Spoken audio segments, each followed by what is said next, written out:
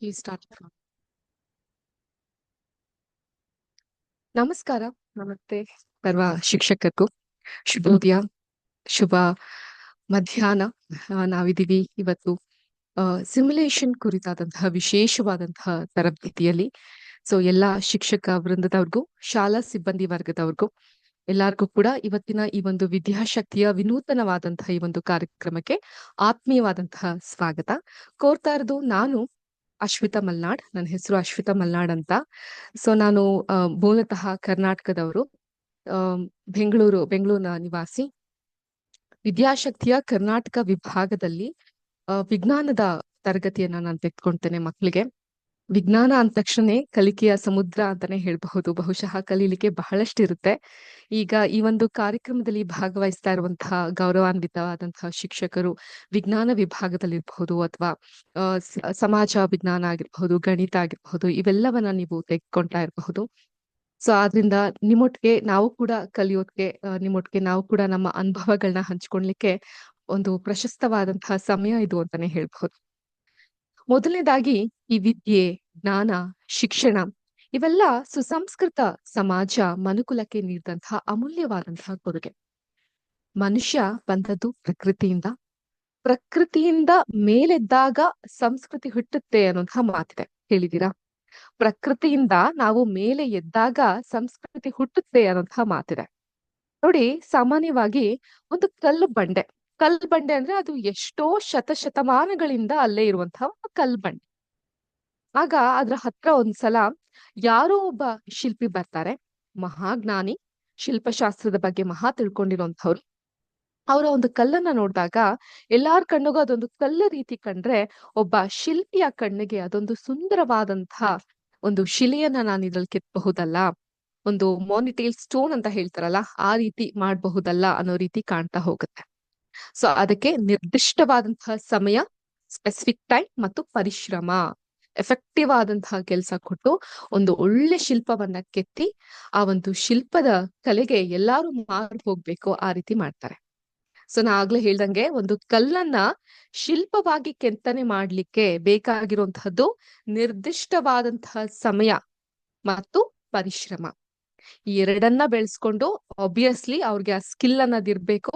ಆ ಸ್ಕಿಲ್ ಅನ್ನ ಬೆಳೆಸ್ಕೊಂಡು ತಯಾರಿಸಿ ವರ್ಷಾನುಗಟ್ಲೆ ಪರಿಶ್ರಮದ ಫಲವಾಗಿ ಒಂದು ಸುಂದರವಾದಂತಹ ವಿಗ್ರಹ ಸೃಷ್ಟಿಯಾಗುತ್ತೆ. ಅದನ್ನ ನಾವು ಸಂಸ್ಕೃತಿ ಅಂತ ಕರಿತೀವಿ. ಕಲ್ಲು ಪ್ರಕೃತಿ, ಆ ಕಲ್ಲಿನ ಕೆತ್ತನೆಯಿಂದ ಉಂಟಾದಂತಹ ಸುಂದರವಾದಂತಹ ವಿಗ್ರಹ ಸಂಸ್ಕೃತಿ. ಕಾಡು ಪ್ರಕೃತಿ ದಟ್ಟವಾಗಿ ನಮ್ಗೆ ಸಿಕ್ಕಿರುವಂತಹದ್ದು. ಆದ್ರೆ ಒಂದು ಶಿಸ್ತಿನಲ್ಲಿ, ಒಂದು ಆರ್ಗನೈಸ್ಡ್ ವೇ ಅಲ್ಲಿ ಒಂದು ಭೂಮಿಯ ಒಂದು ಇಷ್ಟು ಭೂಮಿಗೆ ಒಂದು ಒಳ್ಳೆ ರೀತಿಯಾದಂತಹ ಸಸ್ಯಗಳನ್ನ ಬೆಳೆಸಿ ಅದಕ್ಕೆ ಪೋಷಣೆ ಮಾಡಲಿಕ್ಕೆ ನಾವೇನಂತ ಕರಿತೀವಿ? ತೋಟ. ಕಾಡು ಪ್ರಕೃತಿ, ತೋಟ ಸಂಸ್ಕೃತಿ.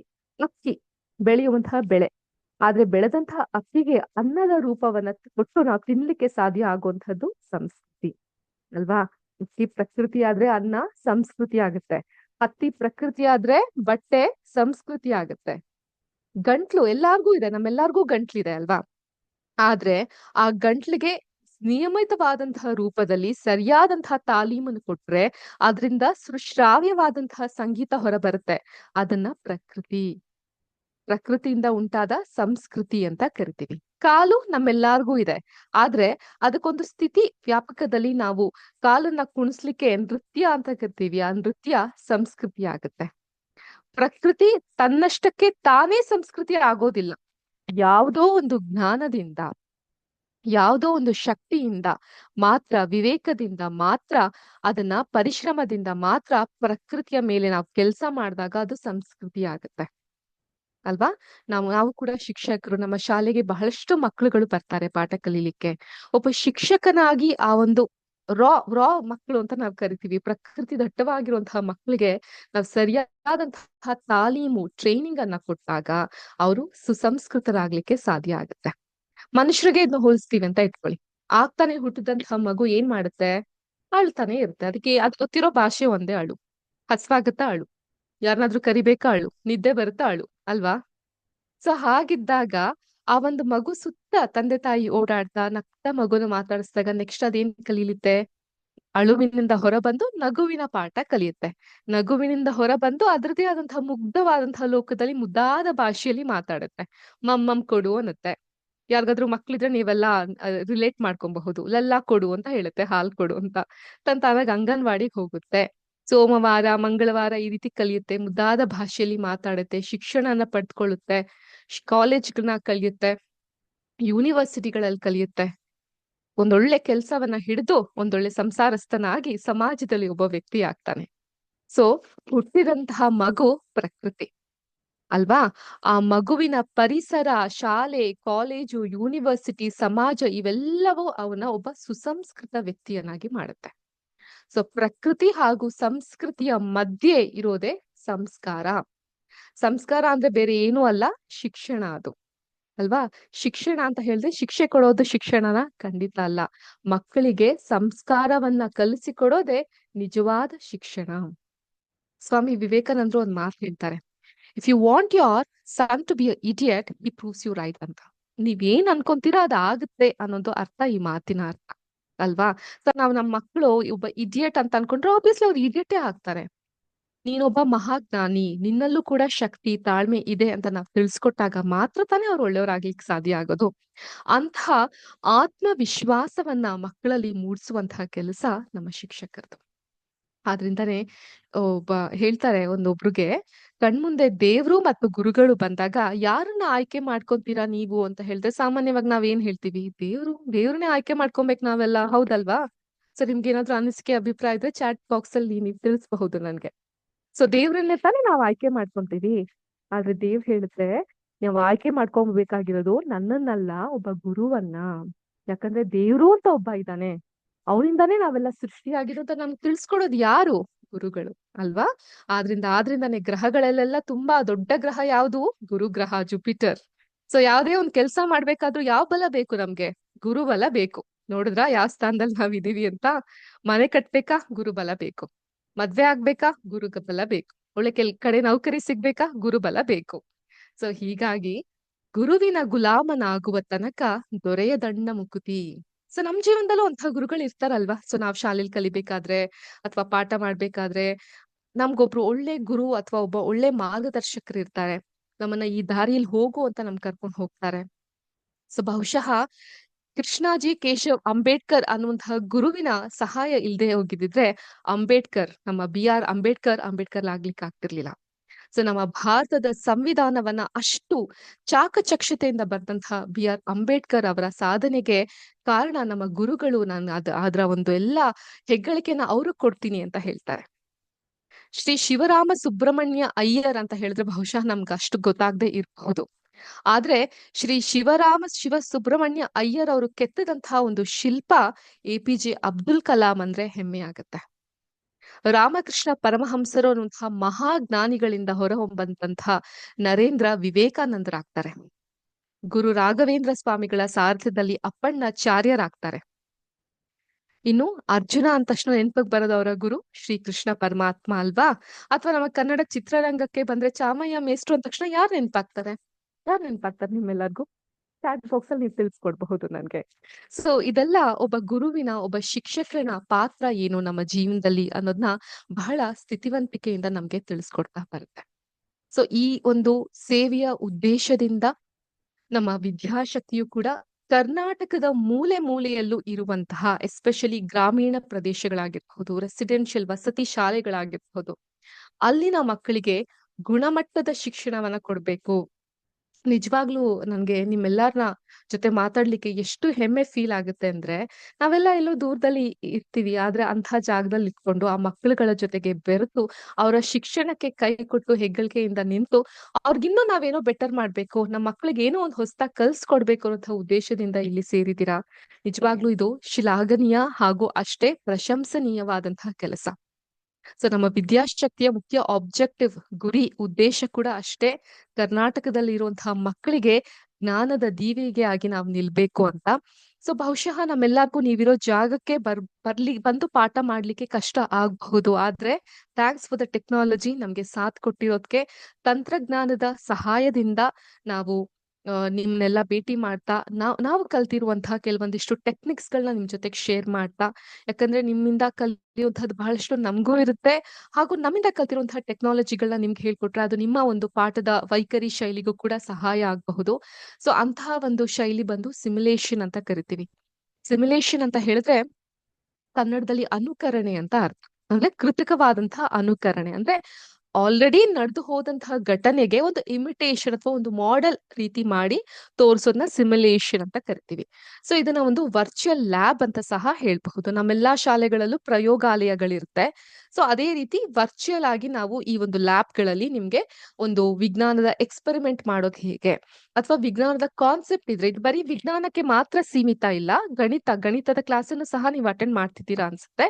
ಸೊ ಗಣಿತದ ಕ್ಲಾಸ್ಗೂ ಕೂಡ ಇದು ಹೆಲ್ಪ್ಫುಲ್ ಆಗುತ್ತೆ. ಅದೇ ರೀತಿ ಇಂಗ್ಲಿಷ್ ಭಾಷೆಯನ್ನ ವರ್ಡ್ ವಾಲ್ ಗ್ಯಾಮಿಸಿಫಿಕೇಶನ್ ಅಂತ ಹೇಳಿದ್ರೆ ವರ್ಡ್ ವಾಲ್ ಆಕ್ಟಿವಿಟಿಗಳ ಮೂಲಕ ನಾವು ಹೇಗೆ ಕಲಿಬಹುದು ಅನ್ನೋದನ್ನ ಕೂಡ ನಾವು ತಿಳ್ಕೊಬಹುದು ಈ ಒಂದು ಸಿಮ್ಯುಲೇಷನ್ಸ್ ಗಳ ಮೂಲಕ, ಸಿಮ್ಯುಲೇಷನ್ ಅಂಡ್ ಗ್ಯಾಮಿಫಿಕೇಶನ್ ಮೂಲಕ. ಸಿಂಪಲ್, ನಮ್ಮ ಕೆಲಸನ ಇನ್ನು ಎಫೆಕ್ಟಿವ್ ಆಗಿ ಹೇಳ್ಕೊಡ್ಬೇಕು ಅಂತ ಹೇಳಿದ್ರೆ ಸಿಮ್ಯುಲೇಷನ್ ನಾವು ಬಳಸಬಹುದು. ಸೊ ಈ ಒಂದು ಅನುಕರಣೆ ಅಥವಾ ಪ್ರತ್ಯಾನುಕರಣೆ ಈ ಒಂದು ಟೆಕ್ನಿಕ್ ಇಂದ ಸರಳವಾಗಿ ನಾವು ಒಂದು ನೈಜ ಪ್ರಕ್ರಿಯೆಯನ್ನ ಅಥವಾ ವ್ಯವಸ್ಥೆಯನ್ನ ಕಂಪ್ಯೂಟರ್ ಗಣಕಯಂತ್ರದಲ್ಲಿ ಬೇರೆ ರೀತಿಯಲ್ಲಿ ಪ್ರತಿನಿಧಿಸ್ತೀವಿ, ಮತ್ತು ಅವುಗಳ ನಡವಳಿಕೆಯನ್ನ ವಿದ್ಯಾರ್ಥಿಗಳಲ್ಲಿ ಅಧ್ಯಯನ ಮಾಡ್ಲಿಕ್ಕೆ ಊಹಿಸ್ಕೊಳೋ ಹಾಗೆ ನಾವು ತೋರಿಸ್ಕೊಂತೀವಿ. ಸೊ ಇದು ಸಿಮ್ಯುಲೇಷನ್ ನ ಮುಖ್ಯ ಉದ್ದೇಶ. ಫಾರ್ ಎಕ್ಸಾಂಪಲ್, ಹಿಂದೆಲ್ಲ ಅಡಿಗೆ ಹೇಗ್ ಮಾಡ್ತಾ ಇದ್ವಿ ನಾವು, ಒಂದು ಬುಕ್ ಅಲ್ಲೋ ಬರೆದಿಟ್ಕೊಳ್ತಾ ಇದ್ವಿ ರೆಸಿಪಿಗಳು ಅಲ್ವಾ. ಈ ರೆಸಿಪಿ ಬೇಕಾಗಿರೋ ಸಾಮಗ್ರಿಗಳು ಹೀಗೆ, ಮಾಡುವ ವಿಧಾನ ಹೀಗೆ, ಈ ರೀತಿ ನಾವು ಬರೆದಿಟ್ಕೊಳ್ತಾ ಇದ್ವಿ. ಅಥವಾ ಅದಕ್ಕೆ ಅಂತಾನೆ ಪ್ರತ್ಯೇಕವಾದಂತಹ ಪುಸ್ತಕಗಳು ಇರೋದು. ಈಗ ನಾವೇನೋ ಒಂದ್ ಮಾಡ್ಬೇಕು, ಈಗ ಒಂದ್ ತಿಳಿಸಾರ್ ಮಾಡ್ಬೇಕು ಅಥವಾ ಒಂದ್ ಪಾಲಕ್ ಪನ್ನೀರ್ ಮಾಡ್ಬೇಕು, ಹೇಗ್ ಮಾಡ್ತೀವಿ? ಆಬ್ವಿಯಸ್ಲಿ ಮೊಬೈಲ್ ನ ತೆಕ್ಕೊಂತೀವಿ, ಯೂಟ್ಯೂಬ್ ನ ಆನ್ ಮಾಡ್ತೀವಿ, ಯಾರೊಬ್ರು ಮಾಡಿರುವಂತಹ ರೆಸಿಪಿ ನಮ್ಗೆ ಯಾವ್ದು ತುಂಬಾ ಸೂಕ್ತ ಅನ್ಸುತ್ತೆ, ಯಾವ್ದು ತುಂಬಾ ಸಿಂಪಲ್ ಅನ್ಸುತ್ತೆ, ಆ ರೆಸಿಪಿನ ತಗೊಂಡು ಮಾಡ್ಲಿಕ್ಕೆ ಹೋಗ್ತೀವಿ ಅಲ್ವಾ. ಹೌದಲ್ವಾ? ನಾವ್ ಹಾಗೆ ಮಾಡ್ತೀವಾ? ಯಾವ್ದು ತುಂಬಾ ಕನ್ವೀನಿಯಂಟ್ ಅನ್ಸುತ್ತೆ? ಬಹುಶಃ ಅದ್ ಚೆನ್ನಾಗಿತ್ತು ಬರ್ದಿಟ್ಕೊಂತಾ ಇದ್ದಿದ್ದು, ಹೌದು, ಅದು ನಮ್ಮ ಓಲ್ಡ್ ಸ್ಕೂಲ್ಗಳ ನೆನಪು. ಆದ್ರೆ ಇದು ವಿದ್ಯುತ್ ತಂತ್ರಜ್ಞಾನ ನಾವು ಮೂವ್ ಆಗ್ತಾ ಇದೀವಿ. ಈಗ ನಮ್ಮೆಲ್ಲಾರ ಕೈಯಲ್ಲೂ ಮೊಬೈಲ್ ಇರುತ್ತೆ, ಅದೇ ರೀತಿ ನಮ್ಮೆಲ್ಲಾರ ಹತ್ರ ಇಂಟರ್ನೆಟ್ ಕನೆಕ್ಷನ್ಸ್ ಗಳು ಇರುತ್ತೆ, ಆರಾಮಾಗಿ ಆಕ್ಸೆಸ್ ಮಾಡಬಹುದು. ಸಿಮ್ಯುಲೇಷನ್ ಕೂಡ ಹಾಗೆ. ಪಠ್ಯ ಪುಸ್ತಕದಲ್ಲಿ ನಮ್ಗೆ ಏನು ಪಾಠ ಇದೆ ಆ ಪಾಠವನ್ನ ಒಂದು ವಿಡಿಯೋಗಳ ಮೂಲಕ ನಾವು ಹೇಗೆ ಅರ್ಥೈಸ್ಕೊಬಹುದು ಅಂತ ನೋಡೋದು ಸಿಮ್ಯುಲೇಷನ್.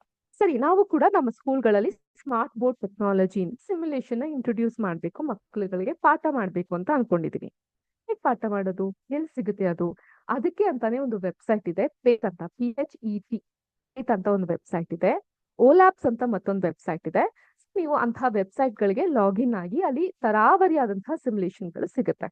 ಸೊ ನಮ್ಮ ಪಾಠಗಳಿಗೆ ಸೂಕ್ತವಾಗುವಂತಹದ್ದು ಆ ರೀತಿಯಾದಂತಹ ಸಿಮ್ಯುಲೇಷನ್ ಗಳನ್ನ ನಾನು ನಿಮ್ಗೆ ಸದ್ಯಕ್ಕೆ ತೋರಿಸುವಂತಹ ಪ್ರಯತ್ನ ಮಾಡ್ತೀನಿ.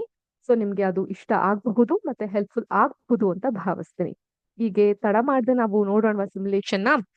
ನಾ ಆಗ್ಲೇ ಕೇಳಿದೆ ಒಂದು ಪ್ರಶ್ನೆ, ಚಾಮಣ್ಣ ಮೇಷ್ಟ್ರುಗೆ ಗುರುಗಳಾಗಿ ಯಾರನ್ನ ಅವರು ತಮ್ಮ ಶಿಷ್ಯರನ್ನಾಗಿ ಆಯ್ಕೆ ಮಾಡ್ತಾರೆ ಅಂತ. ಸೊ ಬಹುಶಃ ಚಾಟ್ ಬಾಕ್ಸ್ ಅಲ್ಲಿ ಯಾರು ನಮ್ಗೆ ಉತ್ತರ ಕೊಟ್ಟಿಲ್ಲ. ಸೊ ಉತ್ತರ ಬಂದು ರಾಮಾಚಾರಿ. ಸ್ವಲ್ಪ ನಮ್ಮ ಫಿಲ್ಮ್ ಕನೆಕ್ಟಿವಿಟಿ ಇದ್ರೆ ಈಸಿಯಾಗಿ ಅರ್ಥೈಸಬಹುದು ಅಂತ ಹೇಳಿದ್ದೆ. ಓಕೆ, ಸೊ ಈಗ ನಾನು ಮೊದಲನೇದಾಗಿ ಒಂದು ಸಿಮ್ಯುಲೇಷನ್ ನ ನಿಮ್ಗೆ ತೋರಿಸ್ತೀನಿ. ಸೊ ನನ್ನ ಸ್ಕ್ರೀನ್ ಶೇರ್ ಮಾಡ್ತೀನಿ. ಬಹುಶಃ ನನ್ನ ಸ್ಕ್ರೀನ್ ನಿಮ್ಗೆಲ್ಲರಿಗೂ ಕಾಣಿಸ್ತಾ ಇದ್ಯಾ? ಒಂದು ಥಮ್ಸ್ ಅಪ್ ಕೊಡಬಹುದು, ಅಥವಾ ಚಾಟ್ ಬಾಕ್ಸ್ ಅಲ್ಲಿ ಎಸ್ ಅಂತ ನೀವು ಟೈಪ್ ಮಾಡಬಹುದು. ಸೊ ಅದು ಇಂಟರಾಕ್ಟಿವ್ ಆಗಿದ್ರೆ ನಮಗೂ ಖುಷಿ, ಯಾರಾದ್ರೂ ಮಾತಾಡ್ಲಿಕ್ಕಿದ್ದಾರೆ ಅಂತ ಅಂದ್ಬಿಟ್ಟು. ಇಲ್ಲ ಒಬ್ರೇ ಮಾತಾಡ್ತಾ ಇದ್ರೆ ಕಷ್ಟ ಆಗುತ್ತಲ್ಲ 1.5 hour ಮಾತಾಡ್ಲಿಕ್ಕೆ. ಸೊ ಈಗ ಫುಲ್ ಸ್ಕ್ರೀನ್ ಅಲ್ಲಿ ನಾನು ತೋರಿಸ್ತಾ ಇದ್ದೀನಿ energy forms and changes. Thank you so much Moulya ಅವರೇ, ಶ್ವೇತಾ ಅವರೇ, MDRS ಸ್ಕೂಲ್. ಸೊ ನಮ್ಗೆ ಮೆಸೇಜ್ ಮಾಡ್ತಿರೋದಕ್ಕೆ ಥ್ಯಾಂಕ್ ಯು ಸೋ ಮಚ್ ನಿಮ್ಮ ಇನ್ಪುಟ್ಸ್ ಗಳಿಗೆ. So energy forms and changes ಬಗ್ಗೆ ಇವತ್ತಿನ ಕ್ಲಾಸ್ ನಲ್ಲಿ ನಾವು ತಿಳ್ಕೊಂತಾ ಹೋಗೋಣ. ಸೊ ಶಕ್ತಿಯ ಆಕಾರಗಳು ಹಾಗೂ ಅದರ ವಿವಿಧ ರೂಪಗಳ ಬಗ್ಗೆ ಇವತ್ತಿನ ಕ್ಲಾಸ್ ನಲ್ಲಿ ನಾವು ತಿಳ್ಕೊಂತಾ ಹೋಗೋಣ with the help of simulation. I repeat, ಇದು ನಿಮ್ಗೆ ಪೇಟ್ ಅನ್ನುವಂತಹ ವೆಬ್ಸೈಟ್ ಅಲ್ಲಿ ಸಿಗುತ್ತೆ, PHET ಆ ಒಂದು ವೆಬ್ಸೈಟ್ ಅಲ್ಲಿ ಸಿಗುತ್ತೆ. ಸೊ ಇದನ್ನ ಸ್ಟಾರ್ಟ್ ಮಾಡ್ತಾ ಇದೀನಿ. ಈ ರೀತಿಯಾಗಿರುತ್ತೆ. ಇಲ್ಲೊಂದು ಥರ್ಮೋಮೀಟರ್ ನ ನೀವು ಕಾಣಬಹುದು. ಇಲ್ಲಿ ಎನರ್ಜಿ ಸಿಂಬಲ್ಸ್ ಅಂತ ಕ್ಲಿಕ್ ಮಾಡಿದ್ರೆ ಇದನ್ನ ತೆಗೆದ್ರೆ ಇಲ್ಲಿ ಏನೂ ಇಲ್ಲ, ಏನು ಕಾಣ್ತಾ ಇಲ್ಲ, ಖಾಲಿ ಹಾಗೆ ಇದೆ. ಎನರ್ಜಿ ಸಿಂಬಲ್ಸ್ ಅಂತ ಕ್ಲಿಕ್ ಮಾಡಿದ್ರೆ ಇದರಲ್ಲಿ ಎನರ್ಜಿ ಸಿಂಬಲ್ಸ್ ಗಳನ್ನ ನೀವು ಕಾಣ್ತಾ ಹೋಗಬಹುದು. ಲಿಂಕ್ ಹೀಟರ್ಸ್ ಅಂತ ಕ್ಲಿಕ್ ಮಾಡಿದ್ರೆ ಇಲ್ಲಿ ನೀವು ಬೆಂಕಿ, ತಂಪು ಈ ರೀತಿಯಾಗಿ ಮಾಡ್ತಾ ಹೋಗಬಹುದು. ಸೊ ಈ ಒಂದು ಸಿಮ್ಯುಲೇಷನ್ ಇಂದ ನಾವ್ ಏನ್ ಅರ್ಥ ಮಾಡ್ಕೊಂತೀವಿ ಅಂತ ಹೇಳಿದ್ರೆ, ಮಾತಿದೆ ನಮ್ಮ ವಿಜ್ಞಾನದಲ್ಲಿ, energy can not be created nor destroyed, but it can change from one form to another. ಶಕ್ತಿ ಅನ್ನೋದನ್ನ ನಾವು ಅದನ್ನ ಹುಟ್ಟು ಹಾಕ್ಲಿಕ್ಕೂ ಆಗಲ್ಲ ಅಥವಾ ನಾಶ ಮಾಡ್ಲಿಕ್ಕೂ ಆಗಲ್ಲ, ಆದ್ರೆ ಅದು ಒಂದು ವಿಧದಿಂದ ಇನ್ನೊಂದು ವಿಧಕ್ಕೆ ಬದಲಾಗ್ತಾ ಹೋಗುತ್ತೆ ಅಂತ ಅನ್ಬಿಟ್ಟು. ಈಗ ಫಾರ್ ಎಕ್ಸಾಂಪಲ್, ಈಗ ನೋಡಿ, ನಮ್ ಕ್ಲಾಸ್ ಎಷ್ಟೊತ್ತಿಗೆ ಶುರುವಾಯ್ತು? 12 ಗಂಟೆಗೆ ಶುರುವಾಯ್ತಲ್ವಾ? ಸೊ ಇದು ಒಂದು ಕಾಲ್ 1:30ವರೆಗೂ ಈ ಕ್ಲಾಸ್ ಮುಂದುವರಿತಾ ಹೋಗುತ್ತೆ. ಸೊ 12 ಗಂಟೆಗೆ ಅಂದ್ರೆ ಆಬ್ವಿಯಸ್ಲಿ ನಾವೆಲ್ಲ ಪ್ರಿಪೇರ್ ಆಗಿ ಬಂದಿರ್ತೀನಿ, ನಾನ್ ಮಾತಾಡಕ್ ಪ್ರಿಪೇರ್ ಆಗಿ ಬಂದಿರ್ತೀನಿ, ನೀವ್ ಕೇಳಿಸ್ಕೊಳ್ಲಿಕ್ ಪ್ರಿಪೇರ್ ಆಗಿ ಬಂದಿರ್ತೀರಾ. ಹೀಗಿರುವಂತಹ ಸಂದರ್ಭದಲ್ಲಿ ನಮ್ಗೆ ಒಂದು ಶಕ್ತಿ ಅನ್ನೋದು ಇರುತ್ತೆ, will have an energy. But ಇದೇ ಎನರ್ಜಿ ನನ್ಗೆ 1:30ವರೆಗೂ ಇರುತ್ತಾ? ಖಂಡಿತ ಇಲ್ಲ, ಡ್ರಾಪ್ ಔಟ್ ಆಗೇ ಆಗ್ತೀವಲ್ವಾ, ಎನರ್ಜಿ ಲೂಸ್ ಆಗೇ ಆಗುತ್ತೆ. ಸೊ ಹಂಗಂದ್ರೆ ಹೋಗಿದ ಎನರ್ಜಿ ಎಲ್ಲ ಎಲ್ಲಿ ಹೋಯ್ತು? ಈ ಪ್ರಶ್ನೆಗೂ ಉತ್ತರ ನಮ್ಗೆ ಈ ಒಂದು ಸಿಮ್ಯುಲೇಷನ್ ಕೊನೆಯಲ್ಲಿ ಸಿಗುತ್ತೆ. ಓಕೆ, ಸೊ ಈ ಸಿಮ್ಯುಲೇಷನ್ ಅಲ್ಲಿ ನಾವು ನೋಡಬಹುದು, ಇಲ್ಲಿ ಒಂದು ಕಬ್ಬಿಣದ ಬ್ಲಾಕ್ ಒಂದಿದೆ, ಐರನ್ ಬ್ಲಾಕ್ ಇದೆ, ಬ್ರಿಕ್ ಇಟ್ಟಿಗೆ ಇದೆ, ನೀರಿದೆ, ಆಲಿವ್ ಆಯಿಲ್ ಇದೆ. ಸೊ ಏನ್ ಮಾಡ್ತೀವಿ, ನಾನು ಈ ನೀರನ್ನ ಈ ಕಂಟೈನರ್ ಮೇಲೆ ತಂದು ನಾನು ಹೀಗಿಡ್ತೀನಿ. ಸೊ ಹೀಗಿರ್ಬೇಕಾದ್ರೆ ಏನಾಗುತ್ತೆ, ಈ ನೀರಿನಲ್ಲಿ ಎನರ್ಜಿ ಮಾಲಿಕ್ಯೂಲ್ಸ್ ನ ನೀವು ಕಾಣ್ತಾ ಹೋಗಬಹುದು. ಈ ನೀರನ್ನ ನಾನು ಶಾಖವನ್ನ ಕೊಟ್ಟಾಗ, ಬಿಸಿ ಮಾಡ್ತಾ ಹೋದಾಗ ಏನಾಗುತ್ತೆ, ಎನರ್ಜಿ ಅನ್ನೋದು ಟ್ರಾನ್ಸ್ಫರ್ ಆಗ್ತಾ ಹೋಗ್ತಾ ಇದೆ. ಸೊ ನೀರಿನಿಂದ ಎನರ್ಜಿ ಟ್ರಾನ್ಸ್ಫರ್ ಆಗ್ತಾ ಹೋಗ್ತಾ ಇದೆ. ಹೋಗುತ್ತೆ, ಎಲ್ಲಿಗೆ ಹೋಗುತ್ತೆ? ಅದು ಆವಿಯಾಗಿ ಹೋಗ್ತಾ ಇದೆ. ಸೊ ನೋಡಿ, ಇಲ್ಲಿ ಸ್ಟೀಮ್ ನ ನೀವು ಕಾಣಬಹುದು, ಅಲ್ಲಿ ಒಂದು ಶಾಖ ಉಂಟಾಗ್ತಾ ಇದೆ. ನಾನು ಅದನ್ನ ಥರ್ಮೋಮೀಟರ್ ನ ಮೂಲಕ ಕೂಡ ನಿಮ್ಗೆ ತೋರಿಸುವಂತಹ ಪ್ರಯತ್ನ ಮಾಡ್ತೀನಿ.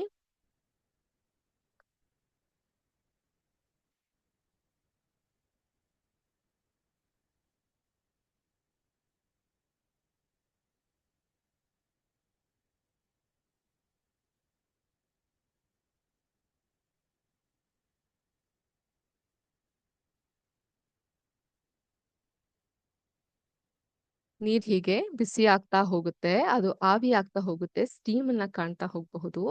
ಅದನ್ನ ನಾವು ಈ ರೀತಿ ಥರ್ಮೋಮೀಟರ್ ಸಹಾಯದಿಂದ ನಾವು ಅದನ್ನ ಆ ಥರ್ಮೋಮೀಟರ್ ಇಂದ ಮಾಪಕವನ್ನ ನೋಡಬಹುದು. ಎಷ್ಟು, ಇಲ್ಲಿ ನೋಡಿ, ನೀವು ಕೆಂಪದಾಗಿ ಇದು ಲೈನ್ ಹೋಗ್ತಾ ಇರೋದನ್ನ ಕಾಣ್ತಾ ಹೋಗ್ತೀವಿ. You can see there is inclinement in the thermometer. So water vapour ಅನ್ನೋದು ಕ್ರಿಯೇಟ್ ಆಗ್ತಾ ಹೋಗ್ತಾ ಇದೆ. ಸೊ ಶಾಖ ಅನ್ನೋದನ್ನ ನಾವು ನೋಡ್ತಾ ಹೋಗ್ತೀವಿ ಅಲ್ವಾ?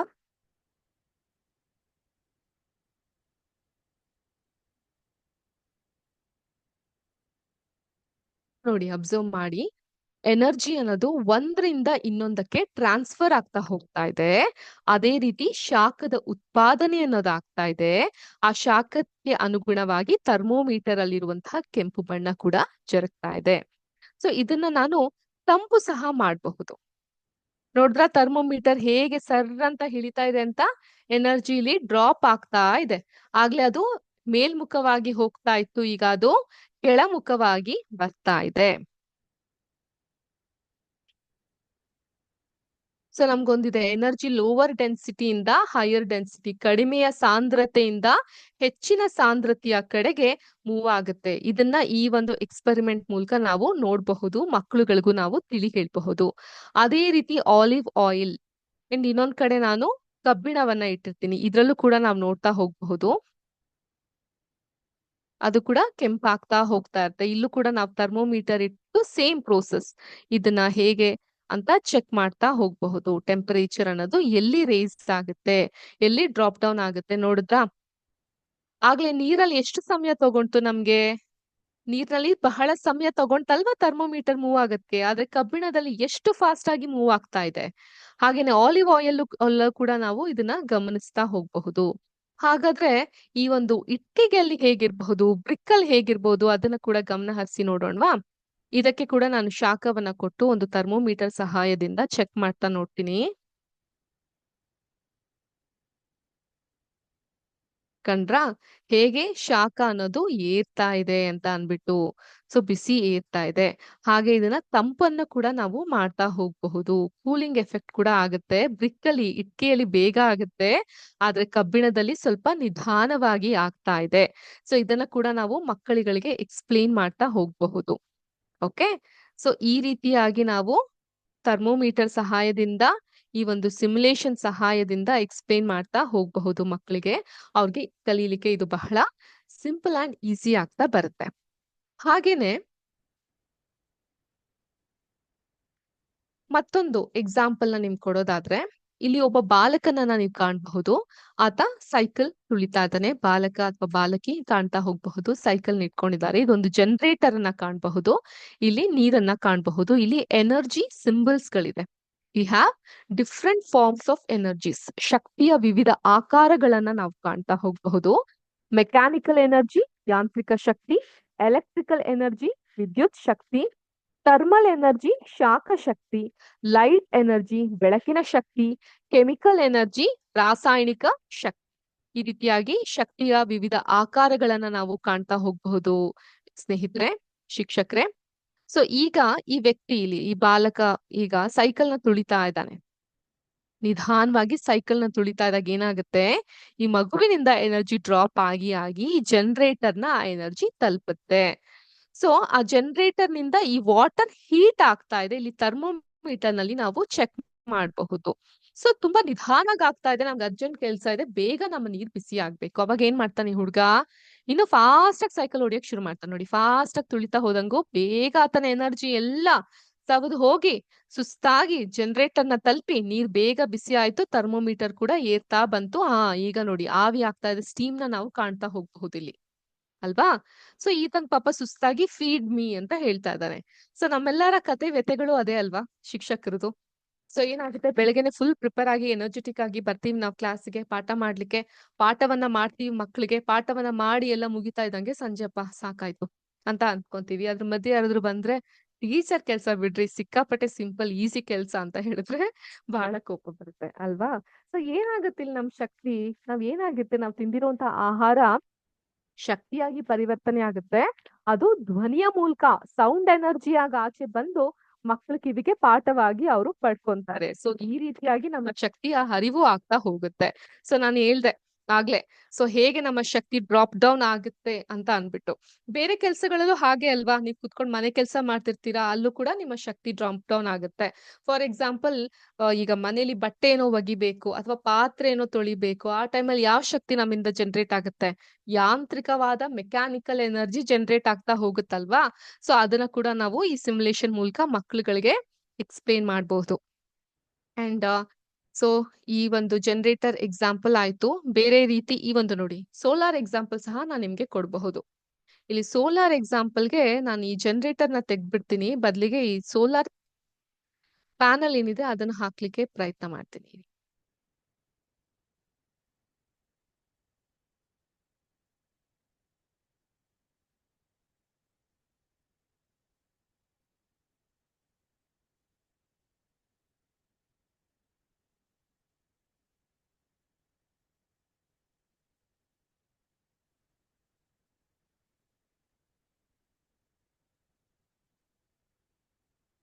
ಒಂದ್ ನಿಮಿಷ, ಇದು ಸ್ಟಕ್ ಆಗ್ತಾ ಇದೆ.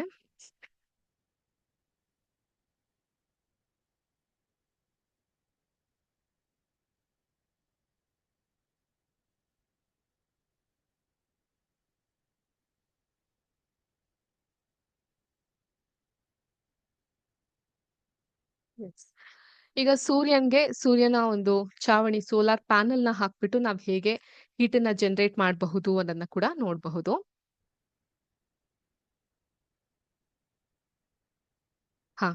ಸೂರ್ಯನ ಕಿರಣ ಈ ರೀತಿಯಾಗಿ ಇರುತ್ತೆ.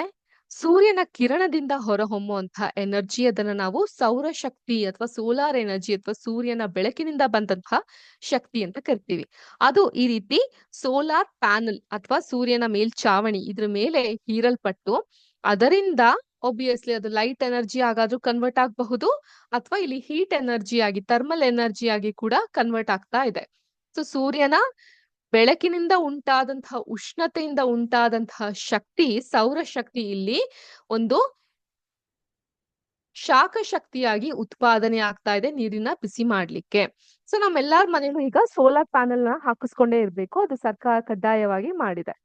ಸೊ ಈಗ ನೀರನ್ನ ಮಾತ್ರ ಸೋಲಾರ್ ವಾಟರ್ ಬರುತ್ತೆ ಅಂತ ನೀರನ್ನ ಮಾತ್ರ ಹೇಳಲ್ಲ. ಕೆಲವೊಂದ್ ಮನೆಗಳಲ್ಲಿ ಬೆಳಕನ್ನ ಕೂಡ ಸೋಲಾರ್ ನಿಂದ ಉರಿಸ್ತಾರೆ. ಅದು ಯಾವ ರೀತಿ ಇರುತ್ತೆ ಮತ್ತೊಮ್ಮೆ ನೋಡಬಹುದು ನಾವು.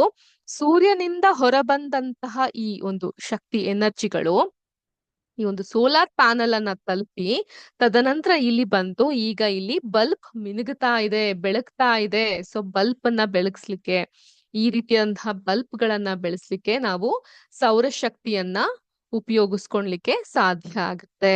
ಫ್ಯಾನ್ ಅನ್ನ ಕೂಡ ನಾವು ತಿರುಗಿಸಬಹುದು. ಫ್ಯಾನ್ ಅನ್ನ ಇಲ್ಲಿ ಹಾಕ್ದಾಗ ಕೂಡ ಎನರ್ಜಿ ನೋಡಿ ಪಾಸ್ ಆಗ್ತಾ ಇದ್ದಂಗೆ ಏನಾಗುತ್ತೆ, ಫ್ಯಾನ್ ತಿರುಗ್ಲಿಕ್ಕೆ ಶುರುವಾಗುತ್ತೆ.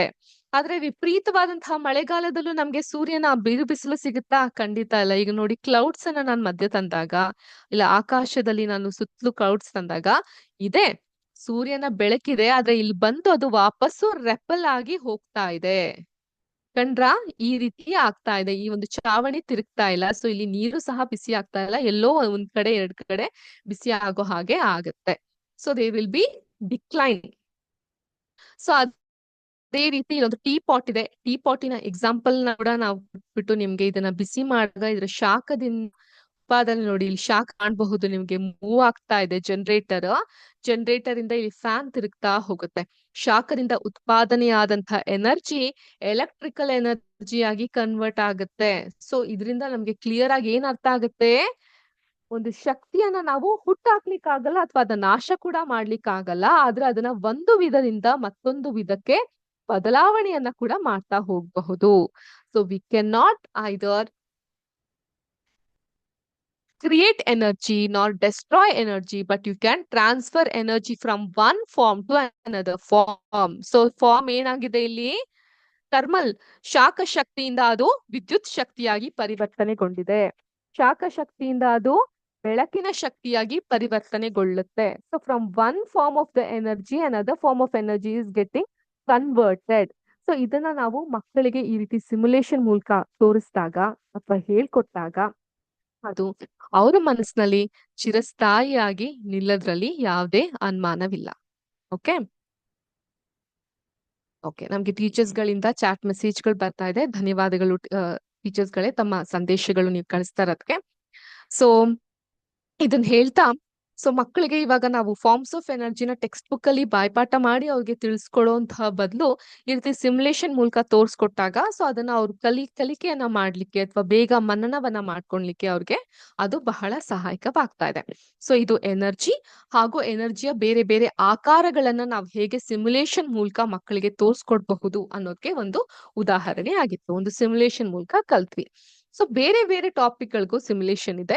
ಈಗ ನಾನೊಂದ್ ಸ್ವಲ್ಪ ಭಯಂಕರವಾದಂತಹ ಟಾಪಿಕ್, ಅದು ಗ್ರೀನ್ ಹೌಸ್ ಎಫೆಕ್ಟ್, ಹಸಿರು ಮನೆಯ ಅನಿಲಗಳ ಕುರಿತು ಮಾತಾಡ್ತೀನಿ. ನಮ್ಗೆ ಎಷ್ಟು ಬಹುತೇಕ ಚಾಪ್ಟರ್ ಗಳಲ್ಲಿ ಇರುತ್ತಲ್ವಾ. ಈಗ ನಮ್ಗೆ 8ನೇ ಕ್ಲಾಸ್ ಅಲ್ಲಿ ಪರಿಸರದ ಬಗ್ಗೆ ಒಂದು ಟಾಪಿಕ್ ಇತ್ತು. ಈ ಒಂದು ಭೂಗೋಳದ ಬಗ್ಗೆ ಹಾಗೂ ಈ ರಿಸರ್ವ್ಸ್ ಗಳ ಬಗ್ಗೆ, ರಿಸರ್ವ್ಸ್ ಫಾರೆಸ್ಟ್ ಗಳ ಬಗ್ಗೆ, ಸೊ ಅದ್ರ ಬಗ್ಗೆ ಟಾಪಿಕ್ಸ್ ಗಳಿರುತ್ತೆ. ಸೊ ಅಂತಹ ಪಾಠಗಳನ್ನ ಮಾಡ್ಬೇಕಾದ್ರೆ, ಮತ್ತೆ 10ನೇ ಕ್ಲಾಸ್ ಅಲ್ಲಿ ನಮ್ಮ ಪರಿಸರ ಅಂತ ಒಂದು ಪಾಠ ಇದೆ. ಸೊ ನಮ್ಮ ಸುತ್ತಮುತ್ತಲಿನ ವಾತಾವರಣದ ಬಗ್ಗೆ ಪಾಠ ಇದೆ. ಸೊ ಅಂತಹ ಪಾಠಗಳನ್ನ ಮಾಡ್ಬೇಕಾದ್ರೆ ನಾವು ಈ ಸಿಮ್ಯುಲೇಷನ್ಸ್ ಗಳನ್ನ ಅಲ್ಲಿ ಆಡ್ ಆನ್ ಮಾಡ್ಕೊಂತಾ ಹೋಗ್ಬೋದು. ಸೊ ಹೇಗ್ ಮೇಡಮ್ ಗೊತ್ತಾಗುತ್ತೆ ನಮ್ಗೆ ಅಂದ್ರೆ, ನಮ್ಮ ಟೆಕ್ಸ್ಟ್ ಬುಕ್ ನಲ್ಲಿ, ನಮ್ಮ ಸಿಲೆಬಸ್ ನಲ್ಲಿ ಇರುವಂತಹ ಪಾಠಗಳನ್ನ ಪಟ್ಟಿ ಮಾಡ್ತಾ ಆ ಪಾಠಕ್ಕೆ ಯಾವ ಒಂದು ಆ ಟಾಪಿಕ್ ಗಳಿಗೆ ಯಾವ ಒಂದು ಸಿಮ್ಯುಲೇಷನ್ ಅನುಗುಣವಾಗಿ ನಮಗೆ ಸಿಗುತ್ತೆ ಅನ್ನೋದನ್ನ ನಾವು ಮ್ಯಾಪ್ ಮಾಡ್ಕೊಂತಾ ಹೋಗ್ಬಹುದು. ಸೊ ಆಗ ಆಯಾ ಪಾಠಕ್ಕೆ ನಮ್ಗೆ ಈ ತರ ಸಿಮ್ಯುಲೇಷನ್ ನ ತೋರ್ಸ್ಕೊಡ್ಲಿಕ್ಕೆ ಬಹಳ ಹೆಲ್ಪ್ಫುಲ್ ಆಗ್ತಾ ಬರುತ್ತೆ. ಈಗ ನಮ್ಮ next simulation greenhouse effect ಕಡೆಗೆ ನಾವು ಗಮನ ಕೊಡೋಣ.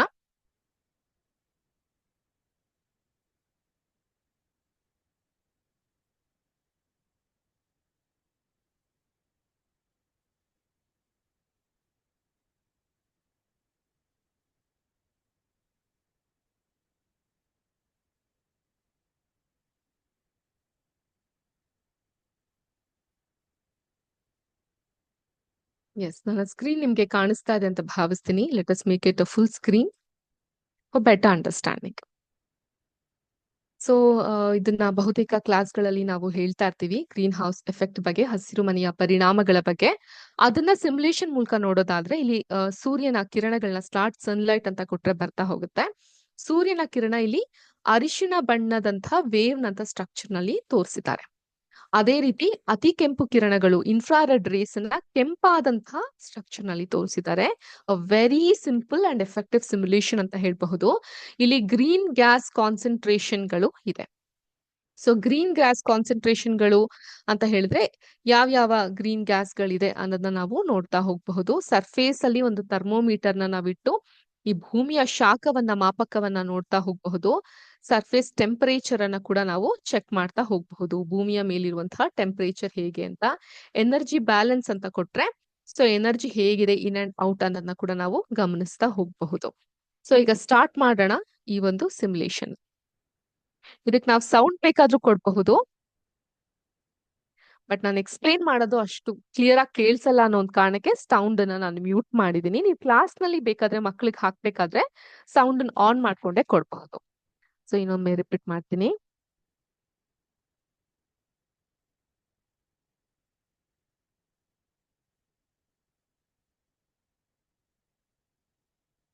ಓಕೆ, ಈಗ ಸೂರ್ಯನ ಕಿರಣಗಳೇನಿದೆ, ಸೂರ್ಯನಿಂದ ಬರುವಂತಹ ಶಾಖ ಭೂಮಿಯ ವಾತಾವರಣದ ಮೇಲೆ ಹಾದು ಹೋಗುತ್ತೆ. ಕೆಲವು ಶಾಖ ಭೂಮಿಯ ಮೇಲ್ಮೈಯಿಂದ ಪ್ರತಿಫಲಿಸುತ್ತೆ ಮತ್ತು ಬಾಹ್ಯಾಕಾಶಕ್ಕೆ ಮರಳುತ್ತೆ. ಆದ್ರೆ ಕೆಲವು ಶಾಖವು ಹಸಿರು ಮನೆ ಅನಿಲ ಗ್ರೀನ್ ಹೌಸ್ ಗ್ಯಾಸ್ ಆಗಿ ಅಲ್ಲೇ ಸೆರೆ ಹಿಡಿಯಲ್ಪಡುತ್ತೆ. ಇದು ವಾತಾವರಣದಲ್ಲಿ ಉಳಿದುಕೊಳ್ಳುತ್ತೆ ಮತ್ತು ಭೂಮಿಯನ್ನ ಬೆಚ್ಚಗೆ ಇರಿಸುತ್ತೆ. ಗೊತ್ತಾಯ್ತಾ? So you want to have a warm earth atmosphere ಅಂದ್ರೆ ಹಸಿರು ಮನೆ ಅನಿಲಗಳು ಅವಶ್ಯಕ ಆ ಒಂದು ಪ್ರಕ್ರಿಯೆ ನಡೆಸಲಿಕ್ಕೆ.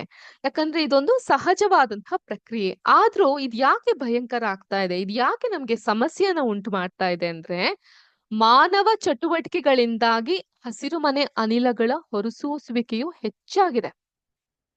ಏನೋ ಈ ಕನ್ನಡದಲ್ಲಿ ಗಾದೆ ಇದೆಯಲ್ಲ, ಅಗತ್ಯಕ್ಕಿಂತ ಹೆಚ್ಚಾದ್ರೆ ಏನು ಅಮೃತವೂ ಕೂಡ ವಿಷ ಅಂತ ಹೇಳ್ತಾರಲ್ಲ, ಆ ರೀತಿ ಆಗ್ತಾ ಇದೆ. ಇಲ್ಲಿ ನಾರ್ಮಲ್ ಆಗಿದೆ, ಇದು ನಾರ್ಮಲ್ ಪ್ರಕ್ರಿಯೆ ನಾನು ತೋರಿಸ್ತಾ ಇದ್ದೀನಿ. ಇಲ್ಲಿ ನಾನು ಈ ಗ್ರೀನ್ ಹೌಸ್ ಗ್ಯಾಸಸ್ ನ ಜಾಸ್ತಿ ಮಾಡ್ತೀನಿ. ಜಾಸ್ತಿ ಮಾಡಿದಾಗ ಏನಾಗುತ್ತೆ ನೋಡಿದ್ರಾ, ಈ ಕೆಂಪು ಕಿರಣಗಳು ಹೇಗಿದೆ ಅಂತ, ಅದು ಮೇಲ್ ಹೋಗ್ತಾ ಇಲ್ಲ, ವಾಪಸ್ ಕೆಳಗೆ ಬರ್ತಾ ಇದೆ. ಸೊ ಇಲ್ಲಿ ಅರಿಶಿಣದ ಒಂದು ಸೂರ್ಯನ ಶಾಖ ಹೇಗೆ ಭೂಮಿಯನ್ನ ತಟ್ತಾ ಇದೆಯೋ ಅದೇ ರೀತಿ ಇನ್ಫ್ರಾರೆಡ್ ರೇಸ್ಗೆ ಅತಿ ಕೆಂಪು ಕಿರಣಗಳು ಕೂಡ ಇಲ್ಲೇ ಇದೆ. ಅಂಡ್ ಟೆಂಪರೇಚರ್ ನೀವು ಹೈಕ್ ಆಗಿರೋದನ್ನ ಇಲ್ಲಿ ಕಾಣಬಹುದು. ಎನರ್ಜಿ ಕೂಡ ಬ್ಯಾಲೆನ್ಸ್ ಔಟ್ ಆಗಿರೋದನ್ನ ಇಲ್ಲೂ ಕೂಡ ಕಾಣಬಹುದು. ಭೂಮಿ ಹೇಗೆ ಕೆಂಪಾಗಿದೆ ಅನ್ನೋದನ್ನ ಕೂಡ ನಾವು ಕಾಣಬಹುದು. ಅರ್ಥ ಆಯ್ತಾ? ಸಾಮಾನ್ಯವಾಗಿ ಒಂದಿಷ್ಟು ಮಾತುಗಳನ್ನ ನಾವು ಆಡ್ತಾ ಇರ್ತೀವಿ, ಹೇಳ್ತಾ ಇರ್ತೀವಿ. ಅಲ್ಲ ಮರಿಯಾ, ಆಚೆ ತಂಪಾದ ಗಾಳಿ ಬರ್ಲಿ ಅಂತ ಅನ್ಬಿಟ್ಟು ಕಿಟಕಿ ಬಾಗ್ಲು ತೆಗೆದ್ರೆ ಏನಿದು ಸೆಕೆ ಗಾಳಿ, ಬಿಸಿ ಗಾಳಿ ಬಂದು ತಟ್ತಾ ಇದೆಯಲ್ಲ ನಮ್ಮನ್ನ ಅಂತ ಮಾತಾಡ್ತಿರ್ತೀವಲ್ವಾ ಸಾಮಾನ್ಯವಾಗಿ. ಏನಿರಬಹುದು ಕಾರಣ ಇದಕ್ಕೆಲ್ಲ? ಹವಾಮಾನದಲ್ಲಾಗಿರುವಂತಹ ವೈಪರೀತ್ಯ. ಸೊ ಈಗ ಮಳೆಗಾಲದಲ್ಲಿ ಸೆಕೆ ಇರುತ್ತೆ, ಸೆಕೆಗಾಲದಲ್ಲಿ ವಿಪರೀತ ಮಳೆ, ಕೊಚ್ಚು ಹೋಗೋಷ್ಟು ಮಳೆ ಬರ್ತಾ ಇರುತ್ತೆ. ಅಗತ್ಯಕ್ಕಿಂತ ಹೆಚ್ಚು ಮಳೆ ಅಥವಾ ಮಳೆನೇ ಇಲ್ದಿರುವಂತಹ ಬರಗಾಲದ ಸ್ಥಿತಿ. ಸೊ ಈ ಎಲ್ಲವನ್ನ ನಾವು ಈಗ ವಿಟ್ನೆಸ್ ಮಾಡ್ತಾ ಬರ್ತಾ ಇದ್ದೀವಿ. ಕಾರಣ ಇಷ್ಟೇ, ಹಸಿರು ಮನೆಯ ಪರಿಣಾಮಗಳು. ಸೊ ಭೂಮಿಯ ಮೇಲ್ಮೈಯಲ್ಲಿ ಉಷ್ಣತೆ ಮತ್ತು ನೀರಿನಲ್ಲಿ ಆವಿ, ಇವೆಲ್ಲದ್ರಿಂದ ಉಂಟಾಗುವಂತಹ ಪರಿಣಾಮ ಹಸಿರುಮನೆ ಅನಿಲ. ಸೊ ಹಸಿರುಮನೆ ಅನಿಲಗಳು ಸಾಮಾನ್ಯವಾಗಿ ಯಾವ್ದಿರುತ್ತೆ? ಸೊ ನಾವೆಲ್ಲ ಮಕ್ಳಿಗೆ ಸಾಮಾನ್ಯವಾಗಿ ಹೇಳೋ ಹಾಗೆ ಇಂಗಾಲದ dioxide, carbon dioxide, methane, CH4, nitrous oxide N2O, ಜಲ ಆವಿ, ಇವೆಲ್ಲವೂ ಹಸಿರುಮನೆ ಅನಿಲ ಆಗುತ್ತೆ. ಸೊ ಏನಾಗುತ್ತೆ, ವಾತಾವರಣವು ಹೆಚ್ಚಿನ ಗೋಚಾರ ಬೆಳಕೇನಿರುತ್ತೆ ಅದನ್ನ ಸೂರ್ಯನು ಭೂಮಿಯ ಮೇಲ್ಮೈ ಹಾದು ಹೋಗಿ ತಲುಪ್ಬೇಕು, ವಾಪಸ್ ಹೋಗ್ಬೇಕು. ಆದ್ರೆ ಭೂಮಿಯ ಮೇಲ್ಮೈ ಸೂರ್ಯನ ಬೆಳಕಿನಿಂದ ಬಿಸಿ ಆದಾಗ ಅದು ಈ ಶಕ್ತಿಯ ಒಂದು ಭಾಗವನ್ನ ಬಾಹ್ಯಾಕಾಶದ ಕಡೆಗೆ ಹೊರಸೂಸುತ್ತೆ. ಅದನ್ನೇ ನಾವು ಇನ್ಫ್ರಾರೆಡ್ ರೇಸ್ ಅಥವಾ ಅತಿ ಕೆಂಪು ವಿಕಿರಣ, ಅದನ್ನೇ ನಾನು ಈ ಒಂದು ಸಿಮ್ಯುಲೇಷನ್ ಅಲ್ಲಿ ನಿಮ್ಗೆ ತೋರಿಸ್ತಾ ಇದ್ದಿದ್ದು.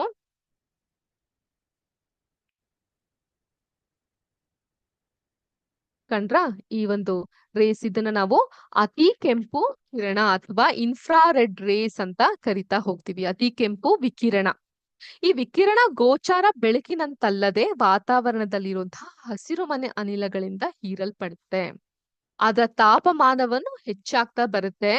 ಬಿಸಿಯಾದ ವಾತಾವರಣವು ಪ್ರತಿಯಾಗಿ ಭೂಮಿಯ ಮೇಲ್ಮೈಗೆ ಅತಿ ಕೆಂಪು ವಿಕಿರಣಗಳನ್ನ ಹೊರಸೂಸುತ್ತೆ. ಅದರ ಹೆಸರಿನ ಹೊರತಾಗಿ ಹಸಿರುಮನೆ ಪರಿಣಾಮವು ತಾಪಮಾನ ಏರಿಕೆಗಿಂತ ಅಲ್ಲಿ ಏನಾಗುತ್ತೆ ಅಂತ ಹೇಳಿದ್ರೆ ಒಂದ್ ರೀತಿಯಾದಂತಹ ನಾ ಆಗ್ಲೇ ಹೇಳ್ದಂಗೆ ಹವಾಮಾನದಲ್ಲಿ ವೈಪರೀತ್ಯವನ್ನ ಉಂಟು ಮಾಡ್ತಾ ಬರುತ್ತೆ.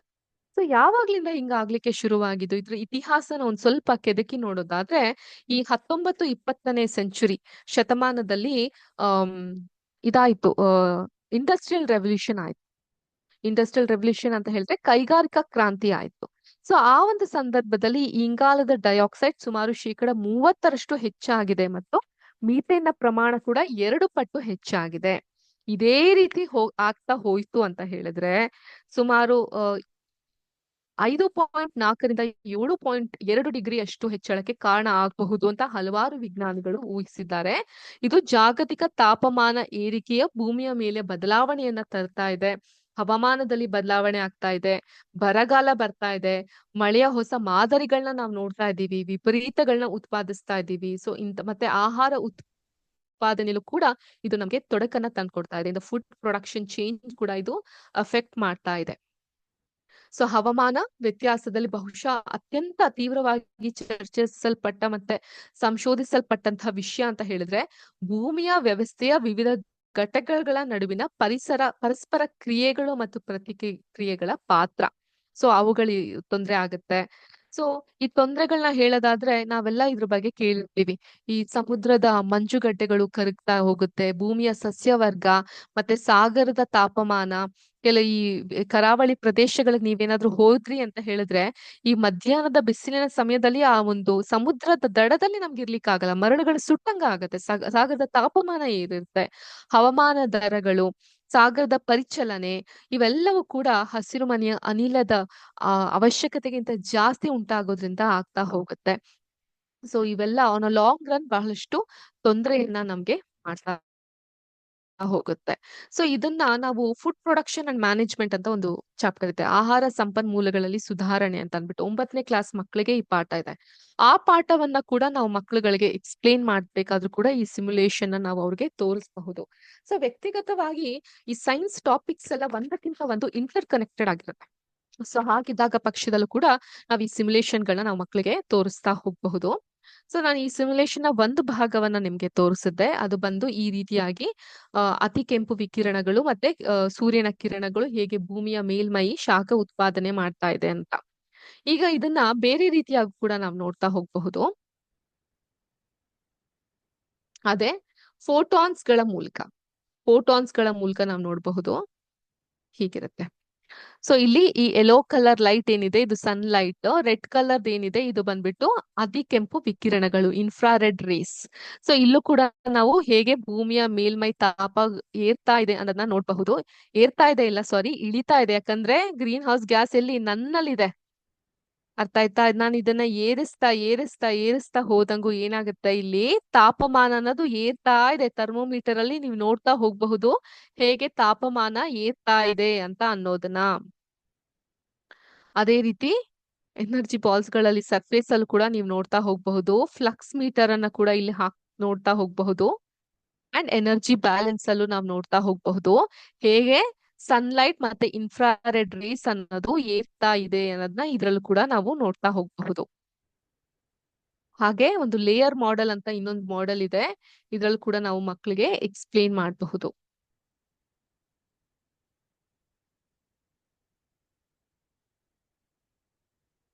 ಎಸ್, ಲೇಯರ್ ಮಾಡೆಲ್ ಅಲ್ಲೂ ಈ ತರ ಎನರ್ಜಿ ಮೀಟರ್, ಫ್ಲಕ್ಸ್ ಮೀಟರ್ ಗಳನ್ನ ಹಾಕಿ ತುಂಬಾ ನಿಧಾನವಾದಂತಹ ಗತಿಯಲ್ಲಿ ನಾವು ತೋರಿಸ್ತಾ ಹೋಗಬಹುದು ಫೋಟೋನ್ಸ್ ಗಳನ್ನ ಹಾಕಿ.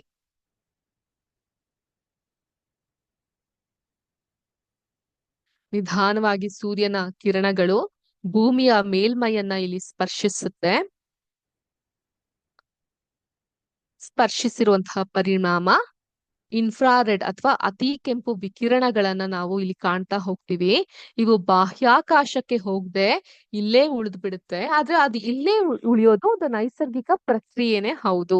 ಆದ್ರೆ ಮಾನವ ನಿರ್ಮಿತ ಚಟುವಟಿಕೆ, ಎಸ್ಪೆಷಲಿ ಅತಿಯಾದಂತಹ ಈ ಒಂದು ಕಾರ್ಖಾನೆಗಳ ತ್ಯಾಜ್ಯ ಆಗಿರಬಹುದು, ಹೊಗೆಗಳಾಗಿರಬಹುದು, ಅಥವಾ ಡಿಫಾರೆಸ್ಟೇಷನ್ ಆಗಿರಬಹುದು, ಇದರ ಪರಿಣಾಮಗಳಾಗಿ ಏನಾಗ್ತಾ ಇದೆ, ಈ ಅತಿ ಕೆಂಪು ವಿಕಿರಣಗಳು ಆಚೆ ಹೋಗ್ತೇನೆ ಅತಿ ಹೆಚ್ಚು ಹಸಿರು ಮನೆಯ ಅನಿಲವಾಗಿ ಸೇರ್ಪಡೆಯಾಗಿ ಭೂಮಿಯ ಮೇಲ್ಮೈಯಲ್ಲಿ ಅತಿ ಒಂದು ವಾರ್ಮಿಂಗ್ ಅನ್ನೋದನ್ನ ಹೆಚ್ಚು ಮಾಡಿ ಜಾಗತಿಕವಾಗಿ ಇದರ ಪರಿಣಾಮವನ್ನ ನಾವು ಕಾಣ್ತಾ ಹೋಗಬಹುದು. ಸೊ ಈ ರೀತಿಯಾಗಿ ಮಕ್ಕಳುಗಳಿಗೆ ನಾವು ಈ ಒಂದು ಗ್ರೀನ್ ಹೌಸ್ ಗ್ಯಾಸ್ ಎಫೆಕ್ಟ್ ಮತ್ತು ಅತಿ ಕೆಂಪು ವಿಕಿರಣಗಳಿಂದ ಉಂಟಾಗುವಂತಹ ಸಮಸ್ಯೆಗಳನ್ನ ನಾವು ಎಕ್ಸ್ಪ್ಲೇನ್ ಮಾಡ್ಲಿಕ್ಕೆ ಈ ಒಂದು ಸಿಮ್ಯುಲೇಷನ್ ನಮ್ಗೆ ಬಹಳ ಸಹಾಯಕವಾಗ್ತಾ ಬರುತ್ತೆ. ಸೊ ಎಷ್ಟೊಂದು ಟಾಪಿಕ್ಸ್ ಗಳನ್ನ ನಾವು ಈ ಸಿಮ್ಯುಲೇಷನ್ ನ ಅಡಿಯಲ್ಲಿ ಹೇಳ್ಬಹುದು. ಈಗ ಕಾಡ್ಗಿಚ್ಚಾಗತ್ತೆ, ಕಾಡ್ಗಿಚ್ಚಿನಿಂದ ಸುಟ್ಟೋದಾಗ ಉಂಟಾಗುವಂತಹ ತೊಂದರೆಗಳು, ಮತ್ತೆ ಕೊಳುವಿಕೆಯಿಂದ ಫಾಸಿಲ್ ಫ್ಯೂಲ್ಸ್ ಪಾಠ ಮಾಡ್ಬೇಕಾದ್ರೂ ನಾವು ಯೂಸ್ ಮಾಡ್ಬೋದು. ಇಂಗಾಲದ ಡೈಆಕ್ಸೈಡ್ ನ ಮೂಲಕವಾಗಿ ಕಾರ್ಯನಿರ್ವಹಿಸಲಾಗಿರಬಹುದು. ಮತ್ತೆ ಭೂ ವ್ಯವಸ್ಥೆಯ ವಿವಿಧ ಘಟಕಗಳಲ್ಲಿನ ಮತ್ತೆ ಇತರ ಪ್ರತಿಕ್ರಿಯೆಗಳ ಹಿಂದಿನ ಹವಾಮಾನ ಬದಲಾವಣೆಗಳನ್ನ ಕೂಡ ಅರ್ಥ ಮಾಡ್ಲಿಕ್ಕೆ ಮತ್ತು ಭವಿಷ್ಯದ ಬದಲಾವಣೆಗಳನ್ನ ಕೂಡ ಊಹಿಸ್ಕೊಳ್ಲಿಕ್ಕೆ ಈ ಒಂದು ಸಿಮ್ಯುಲೇಷನ್ ನಾವು ಯೂಸ್ ಮಾಡ್ತಾ ಬರಬಹುದು. ಸೊ ವೇರಿಯಸ್ ಟಾಪಿಕ್ಗೆ ಇದು ಕನೆಕ್ಟ್ ಆಗುವಂತಹ ಸಿಮ್ಯುಲೇಷನ್ ಅಂತ ಹೇಳಿದ್ರೆ ತಪ್ಪಾಗ್ಲಾರ್ದು. ಈಗ ಒಂದು ತುಂಬಾ ಗಂಭೀರವಾಗಿರುವಂತಹ ಸಿಮ್ಯುಲೇಷನ್ ನೋಡಿದ್ವಿ. ಈಗ ಅಷ್ಟೇ ಒಂದ್ ಸ್ವಲ್ಪ ಎಂಟರ್ಟೈನಿಂಗ್ ಆಗಿರುವಂತಹ ಸಿಮ್ಯುಲೇಷನ್ ನಾವು ನೋಡ್ತಾ ಹೋಗೋಣ. ಎಂಟರ್ಟೈನಿಂಗ್ ಅಂತ ಹೇಳಿದ್ರೆ ನಮ್ಮ ಮನಸ್ಸಿಗೆ ಖುಷಿ ಕೊಡುವಂತಹದ್ದು ಅಲ್ವಾ? ಸೊ ಅದು ಫಾರ್ ಎಕ್ಸಾಂಪಲ್ ಏನ್ ಬೇಕಾದ್ರೂ ಆಗಿರಬಹುದು. ನಮ್ಗೆ ಈಗ ಕೆಲವ್ರಿಗೆ ಸಿಹಿಯಾದ ತಿನಿಸನ್ನ ನೋಡಿದ್ರೆ ಖುಷಿ ಆಗ್ತಾ ಹೋಗುತ್ತೆ. ಇನ್ ಕೆಲವ್ರಿಗೆ ಬಣ್ಣಗಳು ನೋಡಿದ್ರೆ ಖುಷಿ ಆಗ್ತಾ ಹೋಗುತ್ತೆ. ಇನ್ ಕೆಲವ್ರಿಗೆ ಅದೇ ರೀತಿ ನಮ್ಮ ಟೇಸ್ಟ್ ಗಳು ಡಿಫ್ರೆನ್ಸ್ ಆಗ್ತಾ ಹೋಗುತ್ತಲ್ವಾ? ಸೊ ಕನ್ನಡದಲ್ಲಿ ಒಂದು ಹಾಡಿದೆ, 7 ಸ್ವರವು ಸೇರಿ ಸಂಗೀತವಾಯಿತು ಅಂತ ಅನ್ಬಿಟ್ಟು. ಸೊ ಯಾರಿಗಾದ್ರೂ ಆ ಹಾಡಿನ ಸಾಲ್ಗಳು ಗೊತ್ತಿದ್ಯಾ? ಗೊತ್ತಿದ್ದಲ್ಲಿ ನಮ್ಗೆ ಹೇಳ್ಲಿಕ್ಕೆ ಸಾಧ್ಯನಾ ಚಾಟ್ ಬಾಕ್ಸ್ ಅಲ್ಲಿ? ಸ್ವಲ್ಪ ನೀವು ಕೂಡ ಇಂಟರಾಕ್ಟ್ ಆದ್ರೆ ನಮ್ಗೂ ಕೂಡ ಎನರ್ಜಿ ಬರುತ್ತಲ್ವಾ? 7 ಸ್ವರವು ಸೇರಿ ಸಂಗೀತವಾಯಿತು, 7 ಬಣ್ಣ ಸೇರಿ ಬಿಳಿಯ ಬಣ್ಣವಾಯಿತು ಅಂತ ಒಂದು ಹಾಡಿದೆ. ಗೊತ್ತಾ ಯಾರಿಗಾದ್ರೂ? ಸ್ವಲ್ಪ ಇಂಟರಾಕ್ಷನ್ ಮಾಡಬಹುದಾ ಕ್ಲಾಸ್ ನಲ್ಲಿ? ಅಂಡ್ ಆಸ್ ಅ ಟೀಚರ್ ಒಂದು ಇಂಟರಾಕ್ಷನ್ ಅನ್ನೋದು ಎಷ್ಟು ಬೂಸ್ಟ್ ಆಗುತ್ತೆ ಅಂತ ಅಂದ್ಬಿಟ್ಟು ನಾವು ಕೂಡ ಕ್ಲಾಸ್ಗಳಲ್ಲಿ ಮಕ್ಳುಗಳನ್ನ ಕೇಳ್ತಾ ಇರ್ತೀವಲ್ವಾ? ಹಾಗಾಗಿ ಓಕೆ, ಒಂದು ಹಾಡಿದೆ. ಓಕೆ, ಗೊತ್ತಿಲ್ಲ ನಮ್ಗೆ ಈ ಹಾಡ್ ಬಗ್ಗೆ ಅಂತ ಮೆಸೇಜ್ ಮಾಡಿದ್ರೆ ಶ್ವೇತಾ ಅವರು. ಇರ್ಲಿ, ಒಂದು ಹಾಡಿದೆ, 7 ಸ್ವರವು ಸೇರಿ ಸಂಗೀತವಾಯಿತು, 7 ಬಣ್ಣ ಸೇರಿ ಬಿಳಿಯ ಬಣ್ಣವಾಯಿತು ಅಂತ. ನಾವೆಲ್ಲ ಚಿಕ್ಕವರಿದ್ದಾಗ ಈ ಹಾಡ್ ಕೇಳಿದಾಗ 7 ಬಣ್ಣ ಎಲ್ಲ ಸೇರಿ ಬಿಳಿ ಬಣ್ಣ ಆಗುತ್ತಾ? ಅದ್ ಹೆಂಗಾಗತ್ತೆ ಅಂತ ಅನ್ಸೋದು ನಮ್ಗೆ. ಸೊ ಆ ನಂತರದಲ್ಲಿ ನಮ್ಗೆ ಗೊತ್ತಾಗಿದ್ದು ಬಿಳಿಯ ಬಣ್ಣನ ತಾಯಿ ಬಣ್ಣ ಅಂತ ನಾವು ಕರಿತೀವಿ ಅಂತ. ಸೊ ಇದಕ್ಕೆ ಸಂಬಂಧಪಟ್ಟಂತಹ ಒಂದು ಸಿಮ್ಯುಲೇಷನ್ ನಾವು ನೋಡ್ತಾ ಹೋಗೋಣ. ಓಕೆ, ಈಗ ನನ್ನ ಸ್ಕ್ರೀನ್ ನಿಮ್ಮೆಲ್ಲರಿಗೂ ಕಾಣಿಸ್ತಾ ಇದ್ಯಾ? ಏನಂತ ಬರ್ದಿದೆ ಇದ್ರಲ್ಲಿ? ಕಲರ್ ವಿಷನ್ ಅಂತ ಬರ್ದಿದೆ. ಫುಲ್ ಸ್ಕ್ರೀನ್ ಮಾಡಿ ನಾನು ನಿಮ್ಗೆ ತೋರಿಸ್ತೇನೆ. RGB ಅಂತ ಬಲ್ಬ್ಸ್ ಇದೆ, ಸಿಂಗಲ್ ಬಲ್ಬ್ ಇದೆ. ಮೊದಲು ಸಿಂಗಲ್ ಬಲ್ಬ್ ಕಡೆಗೆ ಹೋಗೋಣ. ಸೊ ಇಲ್ಲೊಂದು ಭಯಂಕರವಾದಂತಹ ಚಿತ್ರ ಕಾಣ್ತಾ ಇದೆ. ಅಯ್ಯೋ, ವಿಜ್ಞಾನದ ಶಿಕ್ಷಕರಿಗೆ ಯಾವ್ದು ಭಯಂಕರ? ನಾವ್ ಇದಕ್ಕಿಂತ ಭಯಂಕರವಾದದ್ದೆಲ್ಲ ನೋಡಿರ್ತೀವಿ ಅಂತ ಹೇಳ್ಬಹುದು ನೀವು. ಸೊ ಇಲ್ಲಿ ಒಬ್ಬ ಮನುಷ್ಯನ ಚಿತ್ರ ಇದೆ. ಆತನ ಮೆದುಳನ್ನ ನೀವು ಕಾಣ್ತಾ ಹೋಗಬಹುದು. ಅಂಡ್ ಇಲ್ಲಿ ಆತನ ಕಣ್ಣು ಬಂದು ನಮ್ಮ ಒಂದು ಸಂವೇದನಶೀಲದ ಒಂದು ಭಾಗ, ಸೆನ್ಸರಿ ಪಾರ್ಟ್ ಆಗಿ ಅದು ಮೆದುಳಿಗೆ ಕನೆಕ್ಟ್ ಆಗಿದೆ. ಸೊ ಇದನ್ನ ನಾವು ಮಕ್ಕಳಿಗೆ ಕಲರ್ ವಿಷನ್ ಪಾಠವನ್ನ ಮಾಡ್ಲಿಕ್ಕೆ, ಅಥವಾ 10ನೇ ಕ್ಲಾಸ್ ಅಲ್ಲಿ ನಿಯಂತ್ರಣ ಮತ್ತು ಸಹಭಾಗಿತ್ವ, ಕಂಟ್ರೋಲಿಂಗ್ ಅಂಡ್ ಕೋಆರ್ಡಿನೇಷನ್ ಅಂತ ಒಂದು ಚಾಪ್ಟರ್ ಇದೆ, ಅದನ್ನ ಪಾಠ ಮಾಡ್ಲಿಕ್ಕೆ ಎಲ್ಲದಕ್ಕೂ ನಾವು ಇದನ್ನ ಬಳಸ್ತಾ ಬರಬಹುದು. ಸೊ ಈ ಚಿತ್ರವನ್ನ ನೀವು ಕಾಣ್ದಾಗ ಅದನ್ನ ಈ ರೀತಿ ಮಾಡಿದ್ದೀನಿ. ಸೊ ಇಲ್ಲಿ ಒಬ್ಬ ವ್ಯಕ್ತಿಯನ್ನ ಕಾಣ್ತಾ ಹೋಗಬಹುದು. ಇಲ್ಲಿ ಯಾವುದೇ ರೀತಿಯಾದಂತಹ ಬಣ್ಣ ಇಲ್ಲ. ಯಾವುದೇ ಬಣ್ಣ ಇಲ್ಲದೆ ಇದ್ದಾಗ ಆತನ ಕಣ್ಣು ಗ್ರಹಿಸ್ತಾ ಇರುವಂತಹ ಬಣ್ಣ ಯಾವುದು?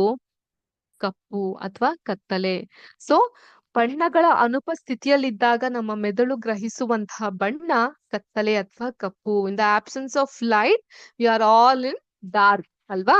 ಸೊ ಇಲ್ಲಿ ಆತನ ಕಣ್ಣುಗಳು ಕತ್ತಲೆಯಲ್ಲಿ ಇದೆ. ಈಗ ಆತನ ಕಣ್ಣಿಗೆ ನಾವು ಬೆಳಕಿನ ಸ್ಪರ್ಶವನ್ನ ಮಾಡೋಣ. ಸೊ ಮೊದಲನೇದಾಗಿ ನಾನು ಬಿಳಿಯ ಬೆಳಕನ್ನ ಆತನ ಕಣ್ಮುಂದೆ ಪ್ರತಿಫಲಿಸಿದಾಗ ಆತನಿಗೆ ಯಾವ ಬೆಳಕು ಅವನ ಮೆದುಳು ಹೇಳುತ್ತೆ? ಬಿಳಿಯ ಬೆಳಕು. ಸೊ ಅದನ್ನ ಅವನ ಕಣ್ಣು ನೋಡಿದಾಗ ಅದರಿಂದ ಆತನ ಮೆದುಳು ಯಾವ ಬೆಳಕಿದು ಅಂತ ಹೇಳುತ್ತೆ? ಅವನ್ಗೆ ಬಿಳಿಯ ಬೆಳಕು ಅಂತ ಹೇಳುತ್ತೆ ಅಲ್ವಾ? ಹಲವಾರು ಬಣ್ಣಗಳು ಸೇರಿದೆ, ಎಲ್ಲಾ ತರದ ಬಣ್ಣಗಳು ಮಿಕ್ಸ್ ಆಗಿ ಬಂದ್ರು ಕೂಡ ಆತನ ಕಣ್ಣು ಯಾವ ಬಣ್ಣ ಹೇಳ್ತಾ ಇದೆ? ಬಿಳಿಯ ಬಣ್ಣ. ಸೊ ಅದಕ್ಕೆ ನಾನು ಹೇಳಿದ್ದು ಬಿಳಿ ಬಣ್ಣವನ್ನ ತಾಯಿ ಬಣ್ಣ ಅಂತ ನಾವು ಕರಿತೀವಿ ಅಂತ. ಸೊ ಹಾಗೇನೆ ಈತನ ನಾನೊಂದು ಫಿಲ್ಟರ್ ಕವರ್ ನ ಕೊಡ್ತೀನಿ. ಸೊ ಫಿಲ್ಟರ್ ಕವರ್ ಅಲ್ಲಿ ಅರ್ಶಿಣ ಬಣ್ಣ, ಇಲ್ಲಿ ಟಾರ್ಚ್ ಇಂದ ಬಿಳಿಯ ಬಣ್ಣ ಬಂದ್ರು ಕೂಡ ಅರ್ಶಿಣ ಬಣ್ಣದ ಫಿಲ್ಟರ್ ಹಾಕಿದಾಗ ಆತನ ಕಣ್ಣು ಗ್ರಹಿಸ್ತಾ ಇರುವಂತಹ ಬಣ್ಣ ಅರ್ಶಿಣದ ಬಣ್ಣ. ಸಾಮಾನ್ಯವಾಗಿ ಏನಾಗುತ್ತೆ, ನಾವೆಲ್ಲಾದ್ರೂ ಕಣ್ಣಿನ ಆಪರೇಷನ್ ಮಾಡಿಸ್ಕೊಂಡಾಗ ಅಥವಾ ಕಣ್ಣಿಗೆ ಏನಾದ್ರು ಸಮಸ್ಯೆ ಆದಾಗ ನಮ್ಗೊಂದು ಕನ್ನಡಕ ಕೊಡ್ತಾರೆ, ಕಪ್ಪು ಬಣ್ಣದ ಕನ್ನಡಕ ಕೊಡ್ತಾರೆ. ಕಪ್ಪು ಬಣ್ಣದ ಕನ್ನಡಕ ಹಾಕಿದಾಗ ನಮ್ಗೆಲ್ಲ ಏನ್ ಕಾಣುತ್ತೆ? ಕಪ್ಪಾಗೆ ಕಾಣುತ್ತೆ ಅಲ್ವಾ? ಸೊ ಕೆಂಪು ಬಣ್ಣದ ಕನ್ನಡಕ ಹಾಕಿದಾಗ ಕೆಂಪಾಗಿ ಕಾಣ್ತಾ ಹೋಗುತ್ತೆ. ಅರಿಶಿಣ ಬಣ್ಣದ ಕನ್ನಡಕಗಳು ಹಾಕಿದಾಗ ಅರಿಶಿಣವಾಗಿ ಕಾಣ್ತಾ ಹೋಗುತ್ತೆ. ಸೊ ಅದನ್ನ ಕೂಡ ನಾವಿಲ್ಲಿ ರಿಲೇಟ್ ಮಾಡ್ತಾ ಹೋಗಬಹುದು. ವ್ಯಕ್ತಿ ಇಲ್ಲಿ ಬಿಳಿಯ ಬಣ್ಣ ಟಾರ್ಚ್ ನಿಂದ ಆತನ್ಗೆ ಆಚೆ ಬರ್ತಾ ಇದ್ರು ಕೂಡ ಫಿಲ್ಟರ್ ಯೆಲ್ಲೋ ಕಲರ್ ಆಗಿರೋದ್ರಿಂದ ಯೆಲ್ಲೋ ಕಲರ್ ಆತನ್ಗೆ ಕಾಣ್ತಾ ಇದೆ. ಅದನ್ನ ನಾನು ನೀಲಿ ಬಣ್ಣಕ್ಕೆ ತಿರ್ಗಿಸಿದಾಗ ನೀಲಿಯಾಗಿ ಕಾಣುತ್ತೆ. ಡಾರ್ಕ್ ನೀಲಿಯಾಗಿ ಕಾಣುತ್ತೆ. ಗಾಢ ಕೆಂಪಾಗಿ ಕಾಣ್ತಾ ಹೋಗುತ್ತೆ. ಆದ್ರೆ ಈ ಟಾರ್ಕ್ ಕಲರ್ ನಾನು ವೈಟ್ ಇಂದ ಬೇರೆ ಬಣ್ಣಕ್ಕೆ ತಿರ್ಗಿಸ್ತೀನಿ, ಯೆಲ್ಲೋ ಬಣ್ಣಕ್ಕೆ ತಿರ್ಗಿಸ್ತೀನಿ. ಆ ಯೆಲ್ಲೋ ಕಲರ್ ಬಣ್ಣ ಇವನ ಕೆಂಪು ಕಲರ್ ಫಿಲ್ಟರ್ ಬಂದಾಗ ಆತನ ಕಣ್ಣು ಮತ್ತೆ ಕತ್ತಲೆಯಲ್ಲಿ ಇರುತ್ತೆ. ಯಾವುದೇ ಬಣ್ಣದ ಗ್ರಹಣ ಅನ್ನೋದು ಇಲ್ಲ ಆಗೋದಿಲ್ಲ. ಆದ್ರೆ ಇದಕ್ ನಾನು ಸ್ವಲ್ಪ ಅರಿಶಿಣದ ಬಣ್ಣವನ್ನೇ ಕೊಟ್ಟಾಗ ಆಬ್ವಿಯಸ್ಲಿ ಇದು ಅರಿಶಿಣ ಬಲ್ಪ್ ಇಂದ ಬರ್ತಾ ಇರೋದು ಅರಿಶಿಣದಿಂದ ಅರಿಶಿಣ ಹೋಗುತ್ತೆ. ಒಂಚೂರು ಚೇಂಜ್ ಮಾಡಿದಾಗ ಎಲ್ಲೋ ಬರ್ತಾ ಇದೆ, ಇನ್ನೊಂದ್ ಸ್ವಲ್ಪ ಚೇಂಜ್ ಮಾಡಿದಾಗ್ಲೂ ಅಂದ್ರೆ ಅದ್ರದ್ದು ರಿಲೇಟೆಡ್ ಕಲರ್ಸ್ ಇರುತ್ತಲ್ವಾ. ಈಗ ಅರಿಶಿಣ ಹರಳೆಣ್ಣೆ ಅರಿಶಿಣ ಅಂತಾರೆ, ಮೆಂತೆ ಅರಿಶಿಣ ಅಂತಾರೆ, ಆಮೇಲೆ ಹೂವಿನ ಅರಿಶಿಣ ಅಂತ ಹೇಳ್ತಾರೆ. ಸೊ ಮತ್ತೆ ಅರಿಶಿಣ ಕುಂಕುಮದ ಅರಿಶಿಣ ಅಂತ ಹೇಳ್ತಾರೆ. ಅರಿಶಿಣದಲ್ಲೇ ವೇರಿಯಂಟ್ಸ್ ಗಳು ಇರುತ್ತಲ್ವಾ. ಸೊ ಆ ತರದ ಒಂದು ಬಣ್ಣಗಳಲ್ಲಿರುವಂತಹ ವೇರಿಯಂಟ್ ನ ಕಣ್ಣು ಗ್ರಹಿಸುತ್ತೆ. ಆದ್ರೆ ತೀರಾ ಆಪೋಸಿಟ್ ಕೊಟ್ಟಾಗ, ಈಗ ಅರಿಶಿಣ ಹಾಕ್ಬಿಟ್ಟು ನಲ್ಲಿ ನೇರಳೆ ಬಣ್ಣ ಕೊಟ್ಟಾಗ ಖಂಡಿತವಾಗ್ಲೂ ಅದನ್ನ ಗ್ರಹಿಸಲ್ಲ ಕಣ್ಣು. ಬದ್ಲಿಗೆ ಸಮ್ವೇರ್ ರಿಲೇಟೆಡ್ ಆಗಿ ಕೊಟ್ಟಾಗ, ಈಗ ನೋಡಿ ನಾನು ಇದು ಸ್ವಲ್ಪ ಗಿಣಿ ಹಸಿರು ಬಣ್ಣದ ಕಡೆ ಕೊಟ್ಟಾಗ್ಲೂ ಕೂಡ ಅದು ತೆಗ್ಕೊಂತಾ ಇದೆ. ದೋ ಹಿಯರ್ ಇದು ಪ್ಯಾರೆಟ್ ಗ್ರೀನ್ ಇದ್ರೂ ಕೂಡ ಕಣ್ಣು ಗ್ರಹಿಸ್ತಾ ಇದೆ ಬೇರೆಯ ಬಣ್ಣವಾಗಿ, ಈ ರೀತಿಯಾಗಿ. ಓಕೆ, ಸೊ ಈ ಒಂದು ಸಿಮ್ಯುಲೇಷನ್ ಮೂಲಕ ನಮ್ಮ ಕಣ್ಣುಗಳು ಹೇಗೆ ಬಣ್ಣಗಳನ್ನ ಗ್ರಹಿಸುತ್ತೆ ಅನ್ನೋದನ್ನ ನಾವು ನೋಡ್ತಾ ಹೋದ್ವಿ. ಇದಕ್ಕಿಂತ ಬಹಳ ಇಂಟ್ರೆಸ್ಟಿಂಗ್ ಆಗಿರುವಂತಹ ಇನ್ನೊಂದು ಫ್ಯಾಕ್ಟ್ ಇದೆ ಇದೆ ಸಿಮ್ಯುಲೇಷನ್ ಅಲ್ಲಿ, ಅದು RGB ಬಲ್ಬ್. ಸೊ ಇದನ್ನ ಕೂಡ ನಾನು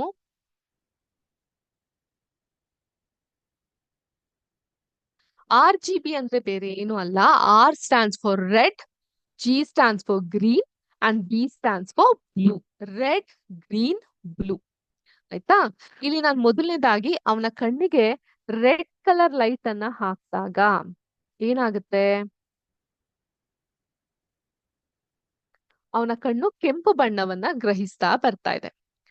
ಕೆಂಪು ಬೇಡ, ಹಸಿರನ್ನ ಹಾಕ್ತೀನಿ. ಅವನ ಕಣ್ಣು ಏನನ್ನ ಗ್ರಹಿಸುತ್ತೆ, ಹಸಿರು ಬಣ್ಣವನ್ನ ಗ್ರಹಿಸುತ್ತೆ. ಸರಿ, ಈಗ ನೆಕ್ಸ್ಟ್ ನೀಲಿ ಬಣ್ಣವನ್ನ ಹಾಕ್ತೀನಿ. ಅವನ ಕಣ್ಣು ಏನನ್ನ ಗ್ರಹಿಸ್ತಾ ಇದೆ, ನೀಲಿ ಬಣ್ಣವನ್ನ ಗ್ರಹಿಸ್ತಾ ಇದೆ. ಸೊ ಇಲ್ಲಿ ರೆಡ್, ಗ್ರೀನ್, ಬ್ಲೂ ಬೇರೆ ಕಲರ್ ಹಾಕ್ಬೋದಿತ್ತಲ್ಲ, ಯೆಲ್ಲೋ ಕಲರ್ ಹಾಕ್ಬೋದಿತ್ತು, ಸ್ಕೈ ಬ್ಲೂ ಹಾಕ್ಬೋದಿತ್ತು, ಪಿಂಕ್ ಕಲರ್ ಹಾಕ್ಬೋದಿತ್ತು ಅಲ್ವಾ. ಯಾಕೆ ರೆಡ್, ಗ್ರೀನ್, ಬ್ಲೂ ಈ ಮೂರೇ ಕಲರ್ ಹಾಕ್ತಾ ಇದೀವಿ? ಯಾಕಂತ ಹೇಳಿದ್ರೆ ರೆಡ್, ಗ್ರೀನ್, ಬ್ಲೂ ಈ ಮೂರನ್ನ ನಾವು ಪ್ರೈಮರಿ ಕಲರ್ಸ್ ಅಥವಾ ಪ್ರಾಥಮಿಕ ಬಣ್ಣಗಳು ಅಂತ ಕರಿತೀವಿ. ಸೊ ಇದು ಪ್ರಾಥಮಿಕ ಬಣ್ಣಗಳಾದ್ರೆ ಮಿಕ್ಕ ಬಣ್ಣಗಳು ಯಾವ್ದು? ಈಗ ಗ್ರೀನ್, ಸ್ವಲ್ಪ ಬ್ಲೂ ಮಿಕ್ಸ್ ಮಾಡಿದಾಗ ಏನ್ ಬಂತು, ಒಂದು ಪೇಲ್ ಗ್ರೀನ್ ಕಲರ್ ಬಂತು. ಇನ್ನೊಂದ್ ಸ್ವಲ್ಪ ಬ್ಲೂ ಜಾಸ್ತಿ ಮಾಡ್ತೀನಿ, ಈ ಕಲರ್ ಬರುತ್ತೆ. ಸ್ವಲ್ಪ ಬ್ಲೂ ಇನ್ನೊಂದ್ ಸ್ವಲ್ಪ ಜಾಸ್ತಿ ಮಾಡ್ತೀನಿ, ಬ್ಲೂ ಪ್ರಾಮಿನೆನ್ಸ್ ಜಾಸ್ತಿ ಆಗ್ತದೆ, ಸ್ಕೈ ಬ್ಲೂ ಕಲರ್ ಬರ್ತಾ ಇದೆ. So the combination of 2 or more colours giving birth to another colour, ಒಂದಕ್ಕಿಂತ ಎರಡು ಕಾಂಬಿನೇಷನ್ ಅಲ್ಲಿ ಕಲರ್ ಅನ್ನ ಮಿಕ್ಸ್ ಮಾಡಿದಾಗ, ಪೇಂಟ್ ಮಾಡೋರ್ಗೆಲ್ಲ ಚೆನ್ನಾಗಿ ಗೊತ್ತಿರ್ತಲ್ವಾ, ಕಲರ್ ಕಾಂಬಿನೇಷನ್ ಮಾಡಿದಾಗ ನಮ್ಗೆ ಹೊಸದೊಂದು ಬಣ್ಣ ಸಿಗ್ತಾ ಹೋಗುತ್ತೆ. ಈಗ ಈ ನೀಲಿ ಗ್ರೀನ್ ನ ಸಂಪೂರ್ಣವಾಗಿ ಆಡ್ ಮಾಡಿ ಸ್ವಲ್ಪ ರೆಡ್ ಕೊಡ್ತಾ ಹೋಗ್ತೀನಿ, ನೇರಳೆ ಬಣ್ಣ ಬಂತು. ಇದ್ರಲ್ಲಿ ರೆಡ್ಡಿನ ಪ್ರಾಮಿನೆನ್ಸ್ ಇನ್ನೊಂದ್ ಸ್ವಲ್ಪ ಜಾಸ್ತಿ ಮಾಡ್ತೀನಿ, ಗುಲಾಬಿ ಬಣ್ಣ ಬಂತು. ಸೊ ಹೀಗೆ ಇವುಗಳನ್ನ ನಾವು ಸೆಕೆಂಡರಿ ಕಲರ್ಸ್ ಅಥವಾ ದ್ವಿತೀಯ ವರ್ಗದ ಬಣ್ಣಗಳು ಅಂತ ಕರಿತೀವಿ. ಪ್ರೈಮರಿ ಕಲರ್ಸ್ ಗಳ ಕಾಂಬಿನೇಷನ್ ಇಂದ ಹುಟ್ಟುವಂತಹ ಬಣ್ಣ ಸೆಕೆಂಡರಿ ಕಲರ್ಸ್ ಅಥವಾ ದ್ವಿತೀಯ ಶ್ರೇಣಿಯ ಬಣ್ಣಗಳು ಅಂತ ನಾವು ಕರಿತಾ ಹೋಗ್ತೀವಿ. ಸೊ ಕಾಂಬಿನೇಷನ್ ಅಲ್ಲಿ ನಾವು ಮಕ್ಳಿಗೆ ಇದನ್ನ ತೋರಿಸ್ತಾ ಹೋಗ್ಬಹುದು, ಒಂದು ಆಟವಾಗೂ ಕೂಡ ನೋಡ್ಬಹುದು. ಇದ್ರಲ್ಲಿ ನಾನು ನೀಲಿ ಬಣ್ಣವನ್ನ ಜಾಸ್ತಿ ಮಾಡ್ತೀನಿ, ಕೆಂಪನ್ನ ಕಮ್ಮಿ ಮಾಡ್ತಾ ಹೋಗ್ತೀನಿ, ಬೇರೆ ಯಾವ್ದೋ ಕಲರ್ ಬಂತು ಅಲ್ವಾ. ಸೊ ಇದ್ರಲ್ಲಿ ಕೆಂಪನ್ನ ಸಂಪೂರ್ಣವಾಗಿ ಕಮ್ಮಿ ಮಾಡಿ ಗ್ರೀನ್ ಅನ್ನ ಜಾಸ್ತಿ ಮಾಡ್ತೀನಿ. ಸೊ ಇದನ್ನ ಸಯನ್ ಕಲರ್ ಅಂತ ಕರಿತೀವಿ, ಈ ಕಲರ್ ಬರುತ್ತೆ. ಈಗ ನೀಲಿಯನ್ನ ಕಮ್ಮಿ ಮಾಡಿ ಲೈಟ್ ಗ್ರೀನ್ ಅಥವಾ ಗಿಣಿ ಹಸಿರು ಬಣ್ಣ ನಮ್ಗೆ ಸಿಗ್ತಾ ಇದೆ. ಎಲ್ಲಾದ್ರೂ ಫಾಸ್ಟ್ ಆಗಿ ಮೂವ್ ಆಗ್ತಾ ಇದೀವಿ ಅಂದ್ರೆ ದಯವಿಟ್ಟು ಸಂದೇಶದ ಮುಖಾಂತರ ಹೇಳಿ ನಮ್ಗೆ ಚಾಟ್ ಬಾಕ್ಸ್ ಅಲ್ಲಿ ಕಳಿಸಿ. ಸೊ ನಾವು ನಮ್ಮ ಪೇಸ್ ನ ಸ್ವಲ್ಪ ಕಮ್ಮಿ ಮಾಡ್ಲಿಕ್ಕೆ ಪ್ರಯತ್ನಿಸ್ತೀವಿ. ಓಕೆ, ಸೊ ಇಲ್ಲಿ ನೀಲಿಯನ್ನ ಸಂಪೂರ್ಣವಾಗಿ ನಾನು ಕಮ್ಮಿ ಮಾಡ್ತೀನಿ, ಹಸಿರ ಜೊತೆಗೆ ಕೆಂಪು ಬಣ್ಣವನ್ನ ಸೇರಿಸ್ತೀನಿ. ಆಗ ನನ್ಗೆ ಸಿಗುವಂತಹ ಬಣ್ಣ ಹಳದಿ ಬಣ್ಣ, ಯೆಲ್ಲೋ ಕಲರ್. ಹಸಿರು ಮತ್ತು ಕೆಂಪು ಸೇರಿದಾಗ ಹಳದಿ ಬಣ್ಣ ಸಿಗುತ್ತೆ. ಹಸಿರನ್ನ ಕಮ್ಮಿ ಮಾಡ್ತೀನಿ, ಕೇಸರಿ ಬಣ್ಣ ಸಿಗ್ತಾ ಇದೆ ನನ್ಗೆ. ಕೆಂಪನ್ನು ಕೂಡ ಕಮ್ಮಿ ಮಾಡ್ತೀನಿ, ಮತ್ತೆ ಅದು ಗಾಢ ಹಸಿರು ಬಣ್ಣ ಸಿಗ್ತಾ ಇದೆ. ಹಸಿರನ್ನ ಸಂಪೂರ್ಣವಾಗಿ ಕಮ್ಮಿ ಮಾಡ್ತೀನಿ, ನನ್ಗೆ ಗಾಢವಾದಂತಹ ಕೆಂಪು ಬಣ್ಣ ಸಿಗ್ತಾ ಇದೆ. ಸ್ವಲ್ಪ ಇದಕ್ಕೆ ನೀಲಿಯನ್ನ ಸೇರಿಸ್ತೀನಿ, ಇನ್ಯಾವುದೋ ಬಣ್ಣ ಸಿಗ್ತದೆ, ಮಜೆಂಟಾ ಕಲರ್ ಇರಬಹುದು, ಈ ಬಣ್ಣ ಸಿಗ್ತಾ ಇದೆ. ಈ ರೀತಿಯಾಗಿ ಕಲರ್ ಕಾಂಬಿನೇಷನ್ ನಮ್ಮ ಕಣ್ಣು ಹೇಗೆ ಗ್ರಹಿಸುತ್ತೆ with mixture of primary colours, ಪ್ರಾಥಮಿಕ ಬಣ್ಣಗಳ ಮಿಕ್ಸ್ಚರ್ ಇಂದ ಇದು ನಮ್ಗೆ ಗೊತ್ತಾಗ್ತಾ ಬರುತ್ತೆ. ಈ ಪ್ರಾಥಮಿಕ ಬಣ್ಣಗಳ ಸಂಪೂರ್ಣವಾಗಿ ನಾನು ನಿಲ್ಲು ಮಾಡಿದ್ರೆ ಏನಾಗುತ್ತೆ, ನಮ್ಮ ಕಣ್ಣು ಮತ್ತೆ ಕತ್ತಲೆಯಲ್ಲಿ ಇರುತ್ತೆ. ಅದೇ ಈ ಪ್ರಾಥಮಿಕ ಬಣ್ಣಗಳನ್ನ ನಾನು ಸಂಪೂರ್ಣವಾಗಿ ಹೆಚ್ಚು ಮಾಡಿದ್ರೆ ಏನಾಗುತ್ತೆ ಮಿರಾಕಲ್ ಆಗುತ್ತೆ, ಬಿಳಿಯ ಬಣ್ಣ ಬರುತ್ತೆ. ಸೊ ಈ ಪ್ರಾಥಮಿಕ ಹಾಗೂ ದ್ವಿತೀಯ ಬಣ್ಣಗಳು ಸೇರಿ ಉಂಟಾಗುವಂತಹ ಬಣ್ಣವೇ ತಾಯಿ ಬಣ್ಣ. ಸೊ ಎಲ್ಲಾ ಬಣ್ಣಗಳ ಮೂಲಭೂತವಾದಂತಹ ಬಣ್ಣ ಬಿಳಿಯ ಬಣ್ಣ ಅಥವಾ ತಾಯಿ ಬಣ್ಣ ಅಂತ ನಾವು ಕರಿತೀವಿ. ಸೊ ನಮ್ ಸೆನ್ಸ್ ಅನ್ನೋದು ಇದೇ ರೀತಿಯಾಗಿ, ಈಗ ವೈಟ್ ಕಲರ್ ನೋಡ್ತಾ ಇದೀವಿ ಅಂದ್ರೆ white colour is the mixture of all the colour. ಇದನ್ನ ನಾವು ಮಕ್ಕಳಿಗೆ ಪೇಂಟ್ ಗಳನ್ನ ಮಿಕ್ಸ್ ಮಾಡಿ ಕೂಡ ನಾವು ತೋರಿಸಬಹುದು, ಅಥವಾ ಸಿಂಪಲ್ ಆಗಿ ಈ ರೀತಿ ಸಿಮ್ಯುಲೇಷನ್ ಗಳಲ್ಲೂ ಕೂಡ ಅವ್ರಿಗೆ ನಾವು ತೋರಿಸಬಹುದು. ಸೊ ಈ ತರ ಸಿಮ್ಯುಲೇಷನ್ ಮೂಲಕ ತೋರಿಸೋದು ಬಹಳ ಎಫೆಕ್ಟಿವ್ ಆಗಿ ಅವ್ರಿಗೆ ಹೆಲ್ಪ್ ಮಾಡುತ್ತೆ ಅಂತ ನಾವು ಭಾವಿಸ್ತೀವಿ. ಸೊ ಈ ರೀತಿಯಾಗಿ ಈ ತರ ಮೆದುಳಿನ ಚಿತ್ರವನ್ನು ಹಾಕಿ ಕೂಡ ನಾವು ತೋರಿಸಬಹುದು. ಎಲ್ಲಾ ಬಣ್ಣಗಳನ್ನ ನಾವು ಮಿಕ್ಸ್ ಮಾಡಿದಾಗ ತಾಯಿ ಬಣ್ಣ ಬಿಳಿಯ ಬಣ್ಣ ನಮ್ಗೆ ಕಾಣ್ತಾ ಹೋಗುತ್ತೆ. ಓಕೆ, ಇದು ಕಲರ್ ವಿಷಯನ ಕುರಿತಾದಂತಹ ಸಿಮ್ಯುಲೇಷನ್ ಆಗಿತ್ತು. ನಿಮ್ಗೆ ಇದು ಅರ್ಥ ಆಗ್ತಾ ಇದೆ ಅಂತ ನಾನು ಭಾವಿಸ್ತೀನಿ. ಯಾರಿಗಾದ್ರೂ ಏನಾದ್ರೂ ಅನುಮಾನಗಳಿದ್ರೆ ದಯವಿಟ್ಟು ಕೇಳಬಹುದು. ಪ್ರತ್ಯೇಕವಾಗಿ ಅನುಮಾನಗಳಿಗೆ ಈ ಕ್ಲಾಸ್ ನ ಮುಗಿದ ಮೇಲೆ ಒಂದು ಸ್ವಲ್ಪ ಸಮಯದಲ್ಲಿ ನಾವು ಡಿಸ್ಕಸ್ ಮಾಡ್ತಾ ಹೋಗಬಹುದು. ಕ್ಲಿಯರ್? ಸೊ ಇಲ್ಲಿವರೆಗೂ ನಾವು 3 ತರದ ಸಿಮ್ಯುಲೇಷನ್ ನ ಮಾಡಿದ್ವಿ. ಒಂದು ಶಕ್ತಿಯ ಆಕಾರಗಳ ಕುರಿತಾದಂತಹ ಸಿಮ್ಯುಲೇಷನ್ ಆಗಿತ್ತು, ಮತ್ತೊಂದು ಹಸಿರು ಮನೆಯ ಪರಿಣಾಮದ ಕುರಿತಾದಂತಹ ಸಿಮ್ಯುಲೇಷನ್ ಆಗಿತ್ತು. ಈಗ ಕಲರ್ ವಿಷನ್ ನ ಕುರಿತಾದಂತಹ ಸಿಮ್ಯುಲೇಷನ್ ನ ನಾವು ಕಲ್ತ್ವಿ. ಈಗ ಮುಂದೆ ಮತ್ತೊಂದು ಸಿಮ್ಯುಲೇಷನ್ ನ ನೋಡ್ತಾ ಹೋಗೋಣ. ಆ ಸಿಮ್ಯುಲೇಷನ್ ಕೂಡ ಅಷ್ಟೇ ಇಂಟ್ರೆಸ್ಟಿಂಗ್ ಆಗಿರುತ್ತೆ. ಈಗ ಸಾಮಾನ್ಯವಾಗಿ ಯಾವುದೋ ಒಂದು ಸ್ಕಿನ್ ಪ್ರಾಡಕ್ಟ್ ನ ಅಡ್ವರ್ಟೈಸ್ಮೆಂಟ್ ಮಾಡ್ತಾರೆ ಅಂತ ಇಟ್ಕೊಳ್ಳಿ. ಫಾರ್ ಎಕ್ಸಾಂಪಲ್ ಒಂದು ಸೋಪ್ ಅಥವಾ ಒಂದು ಬಾಡಿ ಲೋಷನ್ ನ ಅಡ್ವರ್ಟೈಸ್ಮೆಂಟ್ ಮಾಡ್ತಾರೆ. ಏನಂತ ಹೇಳ್ತಿರ್ತಾರೆ ಇತ್ತೀಚಿನ ಅಡ್ವರ್ಟೈಸ್ಮೆಂಟ್ ಗಳಲ್ಲಿ? pH friendly, skin friendly pH ಅಂತೆಲ್ಲ ಹೇಳ್ತಾ ಹೋಗ್ತಾರೆ. ಸೊ ಆದ್ರಿಂದ pH ಅಂತ ಹೇಳಿದ್ರೆ ಏನು? ನಮ್ಮ ಸ್ಕಿನ್ ಫ್ರೆಂಡ್ಲಿ pH ಅಂದ್ರೆ ಅದು ಎಷ್ಟಿರುತ್ತೆ? ಸೊ pH ಅಂತ ಹೇಳಿದ್ರೆ ಫಸ್ಟ್ ಆಫ್ ಆಲ್ ಏನಿರುತ್ತೆ? ಇದನ್ನ ನಾವು ನೀವು ಅರ್ಥೈಸ್ಕೊಂಡಿರ್ತೀವಿ, ಆದ್ರೆ ಮಕ್ಕಳುಗಳಿಗೆ ಹೇಗೆ ಅರ್ಥೈಸಬಹುದು? ಸೊ ಇದು ನಮ್ 10ನೇ ಕ್ಲಾಸ್ ಒಂದು ಪಾಠ ಇದೆ. ಪಾಠದ ಹೆಸರು ಆಮ್ಲಗಳು, ಪ್ರತ್ಯಾಮ್ಲಗಳು ಮತ್ತು ಲವಣಗಳು, acid, non acid and crystals ಅಂತ ಅಂದ್ಬಿಟ್ಟು ಒಂದು ಪಾಠ ಇದೆ 10ನೇ ಕ್ಲಾಸ್ ಅಲ್ಲಿ. ಆ ಪಾಠಕ್ಕೆ ಅನ್ವಯವಾಗುವಂತೆ ಈ ಒಂದು ವಿಷಯವನ್ನ ನಾವು pH ನ ನಾವು ಅವ್ರಿಗೆ ಎಕ್ಸ್ಪ್ಲೇನ್ ಮಾಡ್ತಾ ಬರಬಹುದು. ಸೊ pH ಗೆ ಸಂಬಂಧಪಟ್ಟಂತಹ ಸಿಮ್ಯುಲೇಷನ್ ಈಗ ನಾವು ನೋಡೋಣ.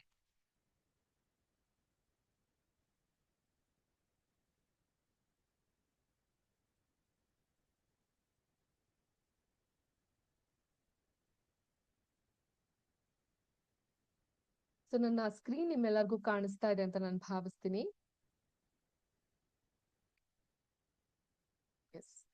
pH ಅಂತ ಹೇಳಿದ್ರೆ ಏನು?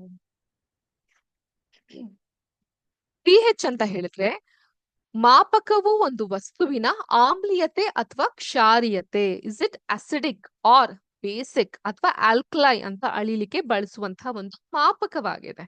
It's just an measurement.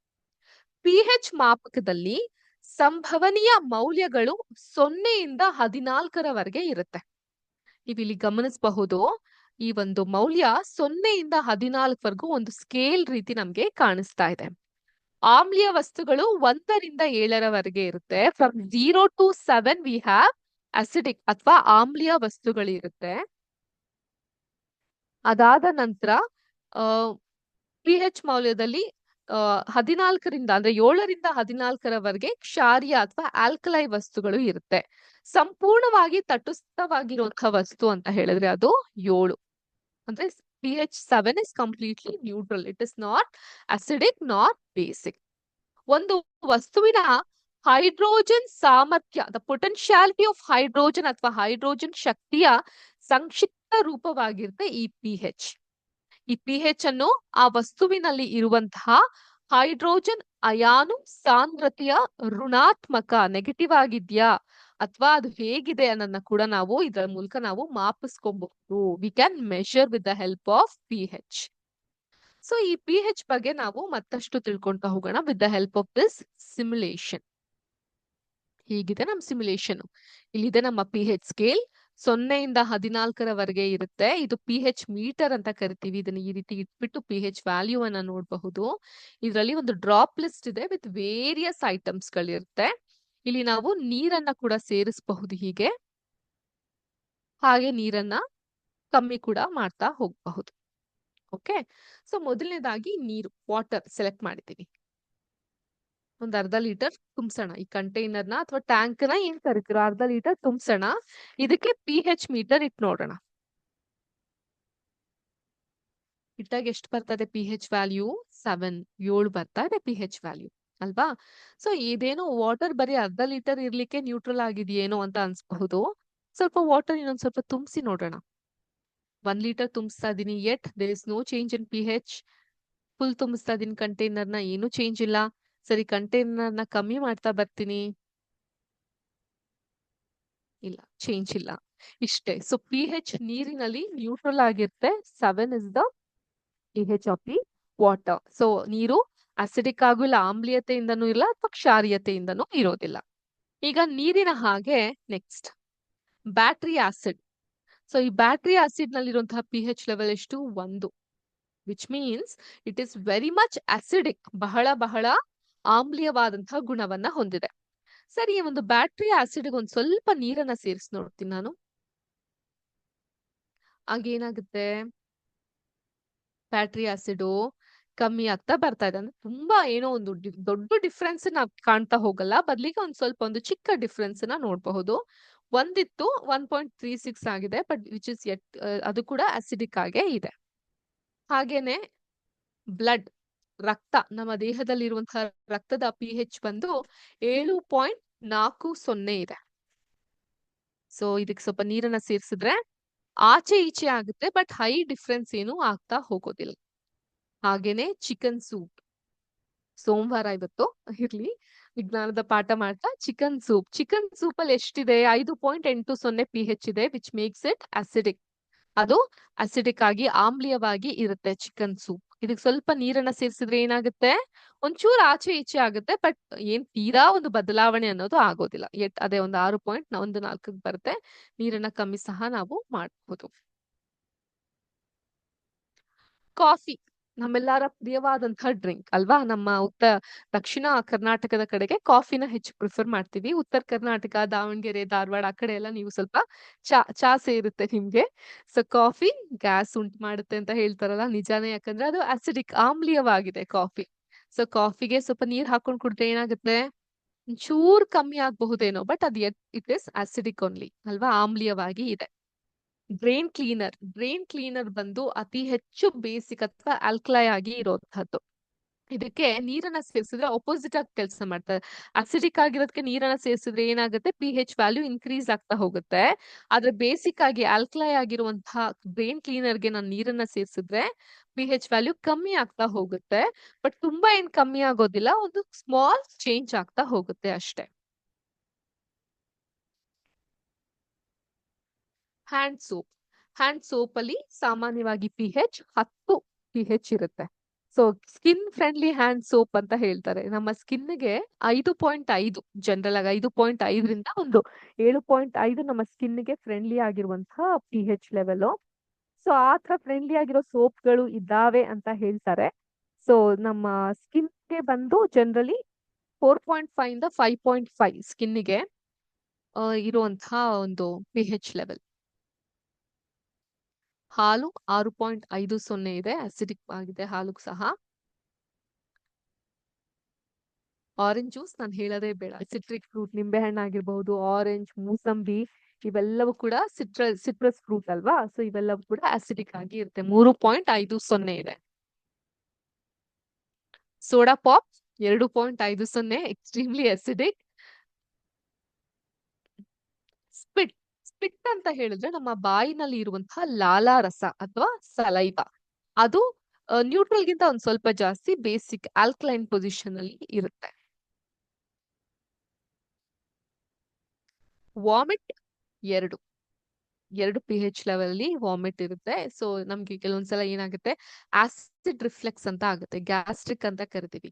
ಆ ಸಂದರ್ಭದಲ್ಲೂ ಕೂಡ ಒಂಥರ ಏರಿಳಿತ ಆಗುವಂಥದ್ದು, ವಾಕರಿಕೆ ಆಗುವಂಥದ್ದು, ಇವೆಲ್ಲವೂ ಕೂಡ ನಮ್ಮ ಹೊಟ್ಟೆ ಕೂಡ ಎಕ್ಸ್ಟ್ರೀಮ್ಲಿ ಅಸಿಡಿಕ್. ನಮ್ಮ ಹೊಟ್ಟೆಯಲ್ಲಿ 1.5ರಿಂದ 3.5 ವರೆಗೆ ಪಿ ಹೆಚ್ ಇದೆ. ಸೊ ಆದ್ರಿಂದ ಆ ಸ್ಟಮಕ್ ಇಸ್ ಎಕ್ಸ್ಟ್ರೀಮ್ಲಿ ಅಸಿಡಿಕ್. ಅಲ್ಲಿ ಅಸಿಡ್ ರಿಫ್ಲೆಕ್ಸ್ ಆದಾಗ ವಾಮಿಟ್ ಮೂಲಕ ಅದು ಆಚೆ ಬರುತ್ತೆ.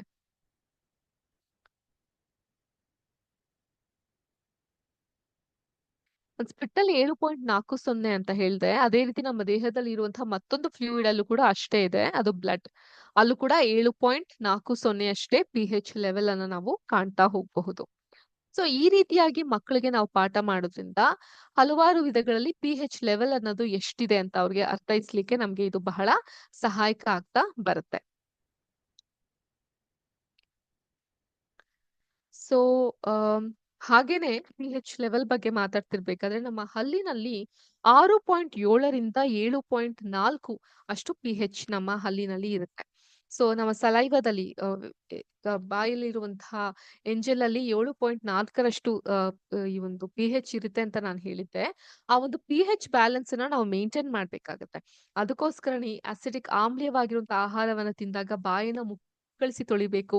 ಇಲ್ಲ ಅಂತ ಹೇಳಿದ್ರೆ ಕ್ಯಾವಿಟೀಸ್ ಆಗುತ್ತೆ, ದಂತಕ್ಷಯ ಆಗುತ್ತೆ ಅಂತ ನಾವು ಹೇಳ್ತೀವಲ್ಲ, ಇದೇ ಕಾರಣಕ್ಕೋಸ್ಕರನೇ.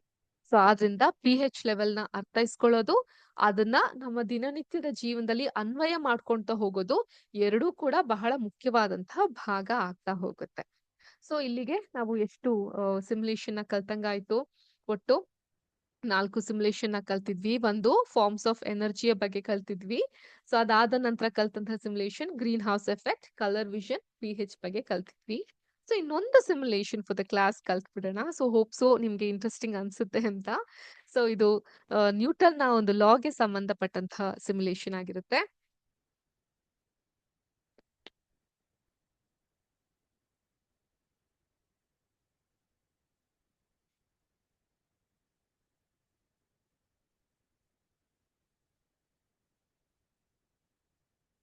ನನ್ನ ಸ್ಕ್ರೀನ್ ನಿಮ್ಗೆ ಕಾಣಿಸ್ತಾ ಇದೆ ಅಂತ ಭಾವಿಸ್ತೀನಿ. ಇಲ್ಲಿ ಒಂದಿಷ್ಟು ಕ್ಯಾಂಡೀಸ್ ಗಳಿದೆ. ಒಂದು ಆಟದ ರೀತಿ ಇರುವಂತಹ ಸಿಮ್ಯುಲೇಷನ್ ಇದು. ಸಮ್ ಆಫ್ ಫೋರ್ಸಸ್ ನಾವಿಲ್ಲಿ ಅಪ್ಲೈ ಮಾಡಿ ನೋಡ್ಬಹುದು. ವ್ಯಾಲ್ಯೂಸ್ ನೋಡಬಹುದು. ವ್ಯಾಲ್ಯೂಸ್ ಇಟ್ಟು ಸ್ಪೀಡ್ ಅನ್ನ ಕೂಡ ಸ್ಪೀಡೋಮೀಟರ್ ಇಂದ ಚೆಕ್ ಮಾಡ್ತಾ ಹೋಗಬಹುದು. ಹಗ್ಗ ಜಗ್ಗ ಆಟದ ಆಟ ಸಾಮಾನ್ಯವಾಗಿ ನಾವು ಆಡ್ತಾ ಇದ್ದಂತಹ ಆಟ. ಇದು ಕೂಡ ನಮ್ಮ 9ನೇ ಕ್ಲಾಸ್ ಪಾಠ, ಬಲ ಮತ್ತು ಚಲನೆಯ ನಿಯಮಗಳು, ಈ ಒಂದು ಪಾಠಕ್ಕೆ ಅನ್ವಯವಾಗುವಂತಹ ಸಿಮ್ಯುಲೇಷನ್. ಸೊ ಈ ಸಿಮ್ಯುಲೇಷನ್ ಅಲ್ಲಿ ನಾವ್ ಏನ್ ಕಾಣ್ತಾ ಹೋಗ್ತೀವಿ ಅಂತ ಹೇಳಿದ್ರೆ, ಇಲ್ಲೊಬ್ಬ ಚಿಕ್ಕ ಹುಡುಗನ್ ತಂದು ನಾನು ನಿಲ್ಲಿಸ್ತೀನಿ. ಇನ್ನೊಂದ್ ಸ್ವಲ್ಪ ದೊಡ್ಡ ಹುಡುಗನ ತಂದು ಇಲ್ಲಿ ನಿಲ್ಲಿಸ್ತೀನಿ. ಅರ್ಥ ಆಯ್ತಾ? ಎಡಗಡೆಗೆ 50 ಇದೆ, ಫೋರ್ಸ್ 60 ಏನಿದೆ. ಬಲೆಗಡೆಗೆ 100 ಏನಿದೆ. Sum of the both forces ಎಷ್ಟು? 50 ಆಗಿದೆ. ಅರ್ಥ ಆಯ್ತಾ? ಸೊ ಈಗ ಹೋಗ್ಸೋಣ. ಹಗ್ಗ ಜಗ್ಗಾಟ ನಡೀತಾ ಇದೆ. ಆಬ್ವಿಯಸ್ಲಿ ಗೆಲ್ಲೋದು ಯಾರು?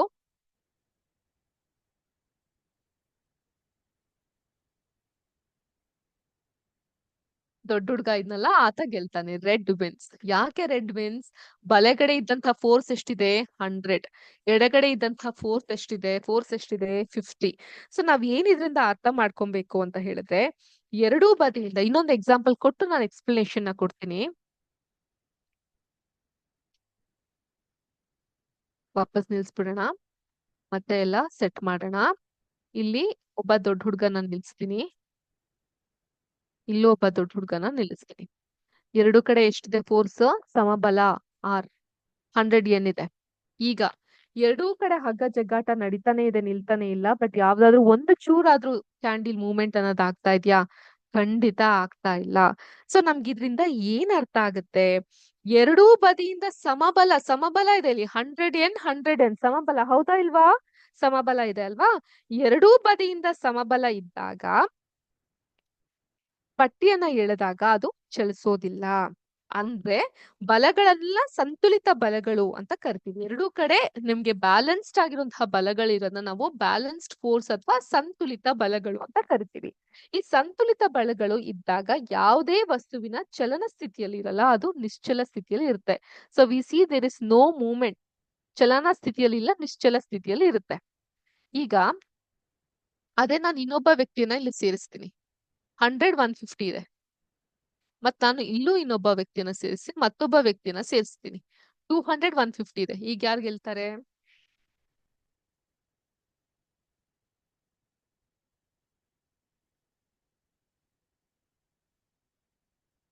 ಬ್ಲೂ. ನೀಲಿ ಬಣ್ಣ ಗೆಲ್ತು. ನಾವೇನ್ ಅರ್ಥ ಮಾಡ್ಕೊಬೇಕು ಇಲ್ಲಿ? ಫಿಲಂಗಳಲ್ಲಿ ತೋರ್ಸಂಗ್ ಆಗೋದಿಲ್ಲ. ಫಿಲಂಗಳಲ್ಲಿ ಏನ್ ತೋರಿಸ್ತಾರೆ? ಒಂದು ಟ್ರೈನ್ ಬರ್ತಾ ಇರುತ್ತೆ, ಕೈನ ಹಿಂಗ ಅಡ್ಡ ಇಟ್ಟ ತಕ್ಷಣ ಟ್ರೈನ್ ನಿಂತು ಬಿಡೋದು ಏನೋ ಆಗುತ್ತೆ ಅಲ್ವಾ? ಸೊ ಸೈನ್ಸ್ ಏನ್ ಹೇಳುತ್ತೆ? ಯಾವ ಕಡೆ ಬಲ ಹೆಚ್ಚಾಗಿರುತ್ತೋ, which is side the force is more, ಆ ಕಡೆಗೆ ವಸ್ತುಗಳ ಚಲನೆ ಅನ್ನೋದು ಆಗುತ್ತೆ. ಎರಡೂ ಕಡೆ ಸಮವಾದ ಬಲವನ್ನ ಹಾಕಿದ್ರೆ ಯಾವುದೇ ತರದ ಮೂವ್ಮೆಂಟ್ ಅನ್ನೋದು ಆಗೋದಿಲ್ಲ ಅಂತ ವಿಜ್ಞಾನ ಹೇಳ್ತಾ ಹೋಗುತ್ತೆ. ಅದನ್ನ ನಾವ್ ಈ ಸಿಮ್ಯುಲೇಷನ್ ಮೂಲಕ ಅರ್ಥ ಮಾಡ್ಕೊಳ್ಳುವಂತ ಪ್ರಯತ್ನವನ್ನ ಮಾಡಿದ್ವಿ. ಸೊ ಈಗ ಈ ದೊಡ್ಡ ವ್ಯಕ್ತಿಯನ್ನ ನಾನು ಇಲ್ಲಿ ಕರೆಸ್ತೀನಿ. ಎಷ್ಟಾಯ್ತು? 200 ಮತ್ತೆ 300 ಆಯ್ತು. ಮತ್ತೆ ಗೋ ಅಂತ ಹೇಳ್ತೀನಿ.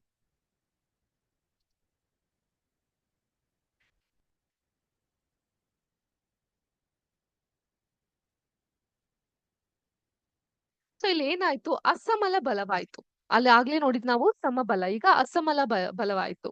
So it was unbalance. 200 ಒಂದ್ ಕಡೆ, 300 ಒಂದ್ ಕಡೆ, ಈ ರೀತಿಯಾಗಿ ಹೋಯ್ತು. ಸೊ ಈಗಿದ್ದಾಗ ಎರಡೂ ಅಸಮ ಬಲವನ್ನ ಬಳಸಿ ಪಟ್ಟಿಯನ್ನ ಎರಡೂ ಬದಿಗಳಲ್ಲಿ ದಾರದ ಮೂಲಕ ಎಳೆದಾಗ ಏನಾಗುತ್ತೆ? ಯಾವ ಕಡೆಯಿಂದ ಹೆಚ್ಚು ಬಲ ಪ್ರಯೋಗವಾಗುತ್ತೋ, ಈಗ ರೆಡ್ ಕಲರ್ ಎಷ್ಟಿತ್ತು? 300 ಇತ್ತಲ್ವಾ? ಯಾವ ಕಡೆಯಿಂದ ಹೆಚ್ಚು ಬಲ ಪ್ರಯೋಗವಾಗುತ್ತೋ ಆ ದಿಕ್ಕಿನಲ್ಲಿ ಚಲಿಸಲು ಆರಂಭಿಸುತ್ತೆ. ಆ ದಿಕ್ಕಿನಲ್ಲಿ ಚಲಿಸಲು ಪ್ರಾರಂಭಿಸುತ್ತೆ. ಈಗ ಎರಡೂ ಬಲಗಳು ಸಂತುಲಿತವಾಗಿಲ್ಲ, ಬ್ಯಾಲೆನ್ಸ್ಡ್ ಆಗಿಲ್ಲ, ಮತ್ತು ಅಸಂತುಲಿತ ಬಲ ಪಟ್ಟಿಯಲ್ಲಿ ಚಲನೆಯ ದಿಕ್ಕಿನಲ್ಲಿ ಪ್ರಯೋಗ ಆಗ್ತಾ ಇದೆ ಅನ್ನೋದು ನಮ್ಗೆ ಈ ಒಂದು ಮೂಲಕ ಗೊತ್ತಾಗ್ತಾ ಬರುತ್ತೆ. ಸೊ ಅದನ್ನ ನಾವು ಈ ಒಂದು ಸಿಮ್ಯುಲೇಷನ್ ಮೂಲಕ ಅರ್ಥೈಸ್ಕೊಳ್ಳುವಂತಹ ಪ್ರಯತ್ನವನ್ನ ಮಾಡ್ವಿ. ಬಲಗಳು, ಸಂತುಲಿತ ಬಲಗಳು ಹೇಗಿರುತ್ತೆ, ಅಸಂತುಲಿತ ಬಲಗಳು ಹೇಗಿರುತ್ತೆ ಅನ್ನೋದನ್ನ. ಸೊ ಈಗೆಲ್ಲಾನು ನಿಲ್ಸೋಣ.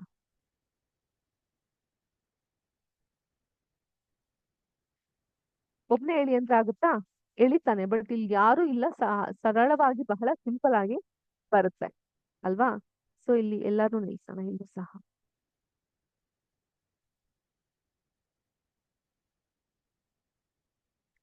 ಈ 5350 ಕಾಮನ್ ಇದೆ. ನಿಮ್ಗೆಲ್ಲೂ ಮೂವ್ ಆಗ್ತಾ ಇಲ್ಲ, ಪಾಸ್ ಆಗಿ ಅಲ್ಲೇ ನಿಂತ್ಬಿಟ್ಟಿದೆ. ಸೊ ಯಾಕೆ ಹಿಂಗ್ ಆಗ್ತಾ ಇದೆ? ಸಮತೋಲಿತವಾದಂತಹ ಬಲ ಎರಡೂ ಕಡೆ ಇದೆ. ಇವ್ನೊಬ್ಬನ್ ಕೆಳಗಡೆ ಇಳ್ಸೋಣ. ಈಗ ಆರಾಮಾಗಿ ಇವ್ರ್ ಗೆದ್ರು, ಇವನನ್ನು ಕೆಳಗಡೆ ಇಳ್ಸೋಣ. ಅಗೇನ್ ಸ್ಟಕ್, ಯಾವ್ದೇ ಮೂವ್ಮೆಂಟ್ ಅನ್ನೋದು ಆಗಕ್ಕಾಗಲ್ಲ. 300 ಅಲ್ಲಿ ಸ್ಟಾಪ್ ಆಗುತ್ತೆ.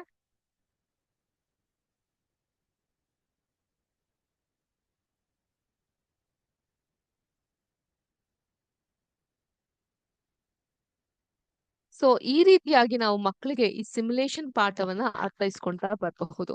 ಮೋಷನ್ ಅಲ್ಲೂ ಇದೇ ರೀತಿ ಆಗುತ್ತೆ. ಸೊ ಇದು ನ್ಯೂಟನ್ ನ ಲಾ ಹಾಕ್ಬಿಟ್ಟು ನಾವು ಮೋಷನ್ ನ ಫಿಕ್ಸ್ ಮಾಡ್ತಾ ಬರಬಹುದು. ಈ ರೀತಿ ಬಾಕ್ಸ್ ಗಳನ್ನ ಹಾಕಿ ತನ್ ಗಿಳಿ ಅಂತ ಹೇಳಿದ್ರೆ ಏನಾಗುತ್ತೆ ಅಂತ ಅನ್ಬಿಟ್ಟು. ಇಷ್ಟ ಜನ ನಿಂತು ಆತನ್ಗೆ ಫೋರ್ಸ್ ಆಗಿ ಎಳಿ ಅಂತ ಹೇಳಿದ್ರೆ ಆತ ಮಾಡಕ್ ಏನು ಎಳಿಯಕ್ ಆಗದೆ ಅಲ್ಲೇ ನಿಂತ್ಬಿಟ್ಟಿರ್ತಾನೆ. ಈ ರೀತಿಯಾಗೂ ಕೂಡ ನಾವು ಚೆಕ್ ಮಾಡ್ತಾ ಹೋಗ್ಬಹುದು.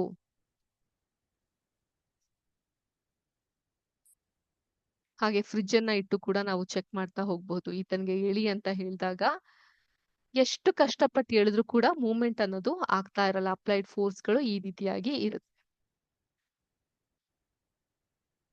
ಸೊ ಈ ತರವಾದಂತಹ ಪಾಠಗಳನ್ನ ನಾವು ಮಕ್ಕಳಿಗೆ ಹೇಳ್ಕೊಟ್ಟಾಗ ಅವ್ರಿಗೆ ಈಸಿಯಾಗಿ ಇದು ಅರ್ಥೈಸ್ಕೊಳ್ಲಿಕ್ಕೆ ಸಹಾಯ ಆಗ್ತಾ ಬರುತ್ತೆ. ಫ್ರಿಕ್ಷನ್ ಅನ್ನ ಸಹ ನಾವು ನೋಡ್ತಾ ಹೋಗಬಹುದು. ಅಪ್ಲೈಡ್ ಫೋರ್ಸ್ ಅಂಡ್ ಫ್ರಿಕ್ಷನ್ ಅಲ್ಲಿ ಯಾವ್ದು ಮೂವ್ ಆಗುತ್ತೆ? ಫ್ರಿಕ್ಷನ್ ಅಂದ್ರೆ ಘರ್ಷಣೆ.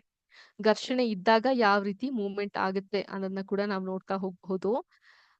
ಅದೇ ರೀತಿ ಆಕ್ಸಲರೇಷನ್ ಸಹ ಅದರಲ್ಲೂ ಕೂಡ ನಾವು ಚೆಕ್ ಮಾಡ್ತಾ ಹೋಗ್ಬಹುದು. ಎರಡೂ ಕಡೆ ಫೋರ್ಸ್ ಅಪ್ಲೈ ಆದಾಗ ಯಾವ ರೀತಿ ಮೂವ್ಮೆಂಟ್ ಆಗುತ್ತೆ ಅನ್ನೋದನ್ನ ಕೂಡ ನಾವು ಚೆಕ್ ಮಾಡ್ತಾ ಹೋಗ್ಬಹುದು.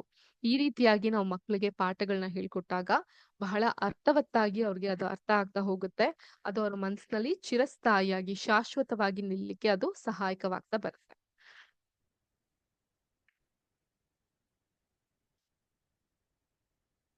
ಸೊ ಇದು ನಮ್ಮ ಇವತ್ತಿನ ಸೆಷನ್ ನಲ್ಲಿ ನಾವು ಕಲ್ತಂತಹ 5 ಮುಖ್ಯವಾದಂತಹ ಸೆಷನ್ ಆಗಿತ್ತು. ಸೆಷನ್ 1ರಲ್ಲಿ ನಾವು ಫಾರ್ಮ್ಸ್ ಆಫ್ ಎನರ್ಜಿ, ಶಕ್ತಿಯ ಆಕಾರಗಳು, ವಿವಿಧ ರೂಪಗಳನ್ನ ಕಲ್ತಿದ್ವಿ. ಯಾಂತ್ರಿಕ ಶಕ್ತಿ, ಮೆಕ್ಯಾನಿಕಲ್ ಎನರ್ಜಿ, ಹೇಗೆ ಒಂದು ಪುಟ್ಟ ಮಗು ಸೈಕಲ್ ನ ತುಳಿತಾ ಅದರಿಂದ ಉಂಟಾಗುವಂತಹ ಶಕ್ತಿಯಿಂದ ವಿದ್ಯುತ್ ಅನ್ನೋದು ತುಳಿತು ಅಂತ. ಯಾಂತ್ರಿಕ ಶಕ್ತಿಲೇ we have kinetic energy and potential energy, ಚಲನಾ ಶಕ್ತಿ ಮತ್ತು ಸಂಭಾವ್ಯ ಶಕ್ತಿ ಇರುತ್ತೆ. ಉಷ್ಣ ಶಕ್ತಿಯ ಬಗ್ಗೆ ನಾವು ತಿಳ್ಕೊಂಡಿದ್ವಿ, ದಟ್ ಇಸ್ ಥರ್ಮಲ್ ಎನರ್ಜಿ, ಶಾಖದಿಂದ ಉಂಟಾಗುವಂತಹ ಶಕ್ತಿ. ವಿದ್ಯುತ್ ಶಕ್ತಿ, ಎಲೆಕ್ಟ್ರಿಕಲ್ ಎನರ್ಜಿ, ವಿದ್ಯುತ್ ಪ್ರವಾಹದಿಂದ ಉಂಟಾಗುವಂತಹ ಶಕ್ತಿ. ಕಾಂತೀಯ ಶಕ್ತಿ, ಮ್ಯಾಗ್ನೆಟಿಕ್ ಎನರ್ಜಿ, ಕಾಂತೀಯ ವಸ್ತುಗಳಿಂದ ಉಂಟಾಗುವಂತಹ ಶಕ್ತಿ. ಬೆಳಕಿನ ಶಕ್ತಿ, ಲೈಟ್ ಎನರ್ಜಿ, ಬೆಳಕಿನಿಂದ ಉಂಟಾಗುವಂತಹ ಶಕ್ತಿ. ಧ್ವನಿ ಶಕ್ತಿ, ಸೌಂಡ್ ಎನರ್ಜಿ, ಧ್ವನಿ ತರಂಗಗಳಿಂದ ಉಂಟಾಗುವಂತಹ ಶಕ್ತಿ. ರಾಸಾಯನಿಕ ಶಕ್ತಿ, ಕೆಮಿಕಲ್ ಎನರ್ಜಿ, ರಾಸಾಯನಿಕ ಕ್ರಿಯೆಗಳಿಂದ ಬಿಡುಗಡೆಯಾಗುವಂತಹ ಶಕ್ತಿ. ಅದೇ ರೀತಿ ನಾವು ಅಣುಶಕ್ತಿ, ವಿಕಿರಣ ಶಕ್ತಿ, ಸ್ಥಿತಿಸ್ಥಾಪಕ ಶಕ್ತಿ, ಎಲಾಸ್ಟಿಕ್ ಎನರ್ಜಿ, ವಸ್ತುಗಳನ್ನ ಬಗ್ಸಿ ಅಥವಾ ಎಳ್ದಿಟ್ಕೊಂಡಾಗ ಒತ್ತಿ ಹಿಡಿದಾಗ ಸಂಗ್ರಹ ಆಗುವಂತಹ ಶಕ್ತಿ. ಇವುಗಳೆಲ್ಲ ಕೂಡ ನಾವು ಶಕ್ತಿಗಳ ಆಕಾರದಲ್ಲಿ ತಿಳ್ಕೊಂತಾ ಬರಬಹುದು. ಅದೇ ರೀತಿ ನಾವು ಹಸಿರು ಮನೆಯ ಅನಿಲಗಳ ಬಗ್ಗೆ ನಾವು ಮಾತಾಡ್ತಾ ಇದ್ವಿ. ಅದರಿಂದ ಉಂಟಾಗುವಂತಹ ಸಮಸ್ಯೆಗಳ ಬಗ್ಗೆ ಮಾತಾಡ್ತಾ ಇದ್ವಿ. ಹಸಿರು ಮನೆಯ ಅನಿಲಗಳು ಯಾವ್ಯಾವುದು ಅನ್ನೋದ್ರ ಕುರಿತು ಕೂಡ ನಾವು ಮಾತಾಡ್ತಾ ಇದ್ವಿ. ಲೈಕ್ ಕಾರ್ಬನ್ ಡೈಆಕ್ಸೈಡ್, ಮೀಥೇನ್, ನೈಟ್ರಾಕ್ಸೈಡ್, ಹೀಗೆ. ಹಾಗೆ ನಾವು ನಮ್ಮ ಮೂರನೇದು ಕಲರ್ ವಿಷನ್ ಗಳ ಬಗ್ಗೆ ಮಾತಾಡ್ತಾ ಇದ್ವಿ. And it is very important colour vision ಬಗ್ಗೆ ಮಾತಾಡ್ಬೇಕಂದ್ರೆ ಏಕವರ್ಣದ ಬೆಳಕು. ಸೊ ಏಕವರ್ಣದ ಬೆಳಕು ಅಂತ ಹೇಳಿದ್ರೆ ಒಂದೇ ತರಂಗಾಂತರ ಅಥವಾ ಬಣ್ಣವನ್ನ ಹೊಂದಿರುವಂತಹ ಬೆಳಕು. ಇದು ಒಂದೇ ರೀತಿಯ ತರಂಗಾಂತರ ಅಂದ್ರೆ ವೇವ್ಸ್ ಅಲ್ಲಿ ಕಂಪಿಸುವಂತಹ ಫೋಟೋನ್ ಗಳನ್ನ ಒಳಗೊಂಡಿರುತ್ತೆ. ನಾವು ಅದ್ರಲ್ಲಿ ನೋಡುವ ಚಿಕ್ಕ ಚಿಕ್ಕ ಲೈಟ್ ಪೀಸಸ್ ತರ ಕಾಣ್ತಾ ಇತ್ತಲ್ಲ, ಇದರ ಪರಿಣಾಮವಾಗಿ ಶುದ್ಧ ಮತ್ತು ಸ್ಥಿರವಾದ ಬಣ್ಣ ಕಾಣುತ್ತೆ. ಬಿಳಿ ಬೆಳಕು ವಿವಿಧ ಬಣ್ಣಗಳ ಮಿಶ್ರಣವಾಗಿರುತ್ತೆ ಅನ್ನೋದು ಕೂಡ ನಾವು ತಿಳ್ಕೊಂಡ್ವಿ. ಅದನ್ನ ತಾಯಿ ಬಣ್ಣ ಅಂತ ಕರಿತೀವಿ. ಏಕವರ್ಣದ ಬೆಳಕು ಅಂದ್ರೆ ಒಂದೇ ಬೆಳಕನ್ನ ಕಾಣುತ್ತೆ ಅನ್ನೋದ್ರ ಬಗ್ಗೆ ನಾವು ತಿಳ್ಕೊಂತಾ ಹೋದ್ವಿ ಕಲರ್ ವಿಷನ್ ಅಲ್ಲಿ. ಹಾಗೆ pH ಬಗ್ಗೆ ತಿಳ್ಕೊಂಡ್ವಿ. pH ಮಾಪಕವು ಒಂದು ವಸ್ತುವಿನ ಆಮ್ಲೀಯತೆಯನ್ನ ಅಥವಾ ಅದರ ಒಂದು ಕ್ಷಾರೀಯತೆಯನ್ನ ಅಳಿಯಲು ಸಾಮಾನ್ಯವಾಗಿ ನಾವು ಬಳಸ್ತೀವಿ. ಅದನ್ನ ಬಳಸುವಂತಹ ಮಾಪಕವಾಗಿದೆ pH ಅನ್ನೋದನ್ನ ನಾವು ಅರ್ಥೈಸ್ಕೊಂತಾ ಹೋದ್ವಿ. pH ನಲ್ಲಿ 1ರಿಂದ 14ರವರೆಗೆ ಆ ಒಂದು ಸ್ಕೇಲ್ ಅನ್ನೋದಿರುತ್ತೆ. ಅದ್ರ ಮೂಲಕ pH ಅನ್ನ ನಾವು ಮೆಷರ್ ಮಾಡ್ತಾ ಮಾಪಕ ಮಾಡ್ತಾ ಹೋಗ್ತೀವಿ ಅನ್ನೋದನ್ನ ತಿಳ್ಕೊಂಡ್ವಿ. ಅಂದ್ರೆ ಒಂದು ವಸ್ತುವಿನ ಹೈಡ್ರೋಜನ್ ಸಾಮರ್ಥ್ಯ ಅಥವಾ ಹೈಡ್ರೋಜನ್ ಶಕ್ತಿಯನ್ನ ಒಂದು ಸಂಕ್ಷಿಪ್ತವಾದಂತಹ ರೂಪದಲ್ಲಿ pH ಮೂಲಕ ನಾವು ಅರ್ಥೈಸ್ಕೊಂತಾ ಹೋಗಬಹುದು. ಅದನ್ನ ನಾವು ಅರ್ಥ ಮಾಡ್ಕೊಂತಾ ಬಂದ್ವಿ. ಅಂಡ್ ಕೊನೆಯದಾಗಿ ನಾವು ನ್ಯೂಟನ್ ಲಾ, ಈ ಒಂದು ಫೋರ್ಸ್ ಆಫ್ ಮೋಷನ್ ಗಳ ಬಗ್ಗೆ ನಾವು ಅರ್ಥ ಮಾಡ್ಕೊಂತಾ ಹೋದ್ವಿ. ಯಾವ ಕಡೆ ಹೆಚ್ಚಿನ ಬಲ ಇರ್ತೋ ಆ ಕಡೆ ಆರಾಮಾಗಿ ವಸ್ತು ಜರುಗುತ್ತೆ. ಎರಡೂ ಕಡೆ ಸಮವಾದಂತಹ ಬಲ ಇದ್ರೆ ಯಾವ ಕಡೆನೂ ಅದು ಜರುಗಲ್ಲ ಅನ್ನೋದನ್ನ ಸಿಮ್ಯುಲೇಷನ್ ಮೂಲಕ ಅರ್ಥ ಮಾಡ್ಕೊಳ್ತಾ ಹೋದ್ವಿ. ಸೊ ಹೀಗೆ ಅರ್ಥೈಸ್ಕೊಂಡಂತಹ ಸಿಮ್ಯುಲೇಷನ್ಗಳು ನಮ್ಮ ವಿಜ್ಞಾನದ ಟಾಪಿಕ್ಗಳಿಗೆ, ನಮ್ಮ ಗಣಿತದ ಟಾಪಿಕ್ಗಳಿಗೆ ಬಹಳ ಆಪ್ಟ್ ಆಗಿ ಇರುತ್ತೆ. ಟೆಕ್ಸ್ಟ್ ಬುಕ್ ನಲ್ಲಿ ನಾವು ಕಲಿಯುವಂತಹ ಕಲಿಕೆಯ ಜೊತೆಗೆ ಈ ಸಿಮ್ಯುಲೇಷನ್ ಅಥವಾ ಗೇಮಿಫಿಕೇಶನ್ ಸಾಮಾನ್ಯವಾಗಿ ಇಂಗ್ಲಿಷ್ ಭಾಷೆಯ ಒಂದು ಗ್ರಾಮರ್ಗಳು, ವ್ಯಾಕರಣ ಅಂಶಗಳೇನಿರುತ್ತೆ, ನೌನ್ಸ್ ಗಳಾಗಿರಬಹುದು, ಪ್ರಿಪೋಸಿಷನ್ ಗಳಾಗಿರಬಹುದು, ಅಬ್ಜೆಕ್ಟಿವ್ಸ್ ಗಳಾಗಿರಬಹುದು, ಇಂತಹದಕ್ಕೆ ನಾವು ಗೇಮಿಫಿಕೇಶನ್ ನ ಆಡ್ ಮಾಡ್ತೀವಿ. ಅಂದ್ರೆ ವರ್ಡ್ ವಾಲ್ ಆಕ್ಟಿವಿಟಿಗಳ ಮೂಲಕ ಒಂದು ತುಂಬಾ ಇಂಟ್ರೆಸ್ಟಿಂಗ್ ಆಗಿರೋ ರೀತಿಲಿ ಕ್ವಿಜ್ ಕಾಂಪಿಟೇಷನ್ ತರ ಮಾಡ್ತಾ ಹೋಗ್ತೀವಿ. ಸೊ ಮಕ್ಕಳಿಗೆ ಕಲಿಕೆ ಅನ್ನೋದು ಬಹಳ ಒಂಥರ ಇಂಟ್ರೆಸ್ಟಿಂಗ್ ಅನ್ಸ್ತಾ ಹೋಗುತ್ತೆ. ಇನ್ನೂ ಏನು ಹೊಸ್ತು ಕಲಿಬಹುದೇನೋ, ಹೊಸ್ತು ಮಾಡಬಹುದು ಅನ್ನೋಂಥ ಉತ್ಸುಕತೆ ಅವ್ರಿಗೆ ಮೂಡ್ತಾ ಹೋಗುತ್ತೆ. ಅಂಡ್ ಆಬ್ವಿಯಸ್ಲಿ ಇಂತಹ ಸಿಮ್ಯುಲೇಷನ್ ಗಳು ಇಂಟ್ರೆಸ್ಟಿಂಗ್ ಅನ್ಸೋದಕ್ಕೆ ಕಂಟಾನೆ ನಾವು 1-1.5 ಗಂಟೆ ಅದ್ರಗಳ ಕುರಿತು ನಾವು ಮಾತಾಡ್ಲಿಕ್ಕೆ ಸಾಧ್ಯ ಆಗ್ತಾ ಹೋಗೋದು. ಇಲ್ಲ ಅಂತ ಹೇಳಿದ್ರೆ ಬಹಳ ಕಷ್ಟ ಆಗ್ತಾ ಹೋಗುತ್ತೆ ಅಲ್ವಾ, ನಮ್ಗೆ ಎಕ್ಸ್ಪ್ಲೇನೇ ಮಾಡ್ತಾ ಕುತ್ಕೊಂತೀವಿ ಅಂತ ಹೇಳಿದ್ರೆ. ಸೊ ಆದ್ರಿಂದ ನೀವೆಲ್ಲರೂ ಕುತ್ಕೊಂಡು ನಿರರ್ಗಳವಾಗಿ ಈ 1 ಅವರ್ ಏನ್ ಈ ಪಾಠವನ್ನ ಕೇಳೋಕೆ ಬಯಸಿದ್ರಿ, that's all because of the use of technology ಅಲ್ವಾ. ಸಿಮ್ಯುಲೇಷನ್ ಹಾಗಿರೋ ಕಾರಣದಿಂದನೇ ಕೇಳ್ಬೇಕು ಅಂತ ಅನಿಸ್ತಾ ಹೋಗುತ್ತೆ. ಸೊ ಆದ್ರಿಂದ ಇದಾಗಿತ್ತು ಇವತ್ತಿನ ಸಿಮ್ಯುಲೇಷನ್ ಪಾಠ. ನಿಮ್ಗೆ ಎಕ್ಸ್ಪ್ಲೇನ್ ಮಾಡ್ಲಿಕ್ಕೆ, ಅರ್ಥ ಮಾಡಿಸ್ಲಿಕ್ಕೆ ನಾವು ಸಾಧ್ಯವಾದಷ್ಟು ಪ್ರಯತ್ನ ಪಟ್ವಿ. ಹೋಪ್ಫುಲಿ ಇದು ನಿಮ್ಗೆ ಅರ್ಥ ಆಯ್ತು ಅಂತ ಭಾವಿಸ್ತೀನಿ. ಯಾರಿಗಾದ್ರೂ ಏನಾದ್ರು ಪ್ರಶ್ನೆಗಳಿದ್ರೆ, ಅನುಮಾನಗಳಿದ್ದ ಪಕ್ಷದಲ್ಲಿ ಅಥವಾ ಫೀಡ್ಬ್ಯಾಕ್ ಗಳಿದ್ರೆ, ಇನ್ನೊಂದ್ ಸ್ವಲ್ಪ ಚೆನ್ನಾಗಿ ಮಾಡ್ಬೋದಿತ್ತು, ಇನ್ನೊಂದ್ ಸ್ವಲ್ಪ ಟರ್ಮಿನಾಲಜೀಸ್ ಗಳು ಯೂಸ್ ಮಾಡಬಹುದಿತ್ತು, ಅಥವಾ ಇವಾಗ ಮಾಡ್ತಿರೋದು ಚೆನ್ನಾಗಿದೆ ಅಥವಾ ಪೇಸ್ ಸ್ವಲ್ಪ ಸ್ಲೋ ಆಗ್ಬೇಕು, ಫಾಸ್ಟ್ ಆಗ್ಬೇಕು, ನಿಮ್ಮ ವಿಷಯ, ನಿಮ್ಮ ಅನಿಸಿಕೆ, ನಿಮ್ಮ ಅಭಿಪ್ರಾಯಗಳು ಏನೇ ಇದ್ರೂ ಕೂಡ ಮುಕ್ತವಾಗಿ ಹೇಳುವಂತಹ ಸಮಯ ಸದ್ಯಕ್ಕೆ ನಿಮ್ದು. ಆದ್ರಿಂದ ದಯವಿಟ್ಟು ನಮ್ಮ ಟೀಮ್ ಡೆವೋಪ್ಸ್ಗೆ ನಾನು ರಿಕ್ವೆಸ್ಟ್ ಮಾಡ್ತಾ ಇದ್ದೀನಿ, ಅನ್ಮ್ಯೂಟ್ ಮಾಡಿ ನಿಮ್ಮ ವಿಷಯಗಳನ್ನ ನೀವು ತಿಳಿಸಬಹುದು, ಅಥವಾ ಚಾಟ್ ಬಾಕ್ಸ್ ಅಲ್ಲಿ ಮೆಸೇಜ್ ಮಾಡಿ ಇದನ್ನ ಕ್ಲಾಸ್ ಹೇಗಿತ್ತು ಅಂತ ಕೂಡ ನೀವು ತಿಳಿಸ್ಕೊಡ್ಬಹುದು.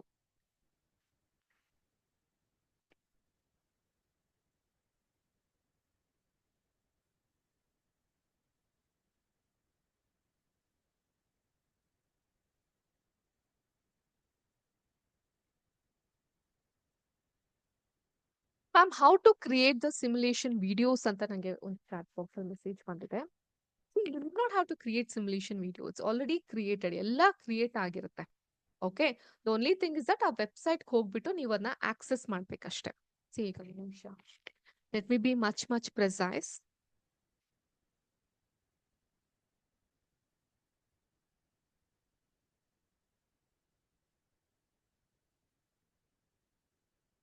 ಓಕೆ, ಇದು ಒಂದು ಸಿಮ್ಯುಲೇಷನ್ ವಿಡಿಯೋ ಇದೆಲ್ಲ, ಇದ್ರ ಹೋಮ್ ಪೇಜ್ ನಾನು ಹೋಗ್ತೇನೆ.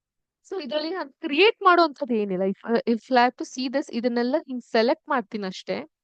ಈ ರೀತಿ ಹೇಳ್ತಂದ್ ಹೀಗ್ ನಿಲ್ಸೋದು, ಈ ರೀತಿ ಹೇಳ್ತಂದ್ ಹೀಗ್ ನಿಲ್ಸೋದು. ಹೀಗ್ ಮಾಡೋದ್ರಿಂದ ನಾನು ಇಲ್ಲೊಂದ್ ಬಟನ್ ಪ್ರೆಸ್ ಮಾಡಿದ್ರೆ ಅದ್ರ ಪಾಡಿಗೆ ಅದು ಹೋಗುತ್ತೆ. So you need not create, unlike gamification word wall actively you will have to create it. But ಇಲ್ಲಿ ನೀವು ಕ್ರಿಯೇಟ್ ಮಾಡ್ತಾ ಇಲ್ಲ, ಬದಲಿಗೆ ನೀವೇನ್ ಮಾಡ್ತಾ ಇದ್ದೀರಾ, ಆಲ್ರೆಡಿ ಕ್ರಿಯೇಟ್ ಆಗಿರುವಂತಹ ಸಿಮ್ಯುಲೇಷನ್ ನ ನೀವು ತೋರಿಸ್ತಾ ಇದ್ದೀರಾ ಅಷ್ಟೇ ಇಲ್ಲಿ. ಓಕೆ, ಅಂಡ್ ಮತ್ತಷ್ಟು ಸಂದೇಶಗಳು ಬಂದಿದೆ. The class was good. What is the tool used to prepare simulation? We use Fate simulation or OLAP simulation. They are the free websites available and we use them currently.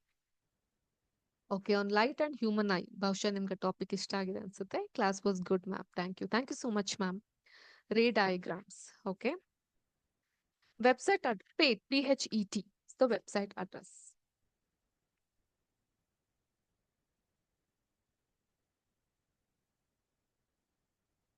ಹಾಕಿದ್ದೀನಿ chat box ಅಲ್ಲಿ. You can visit the website and you can try the simulation that suits your topic.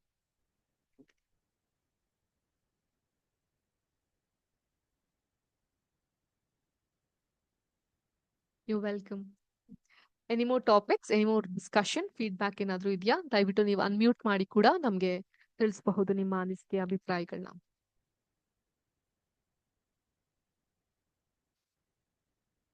Any feedbacks, any improvements, you're most welcome to give us and we accept it wholeheartedly. So any feedbacks from your end?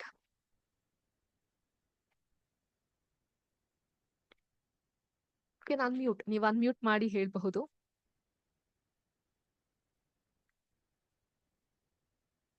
Sure ma'am, balancing chemical equation ಇದ್ರ ಕುರಿತಾದಂತಹ ಸಿಮ್ಯುಲೇಷನ್ಗಳನ್ನ ನಾವು ನಮ್ಮ ಮುಂದಿನ ಕ್ಲಾಸ್ಗಳಲ್ಲಿ ನೋಡ್ತಾ ಹೋಗೋಣ. It's a very good question that you have asked.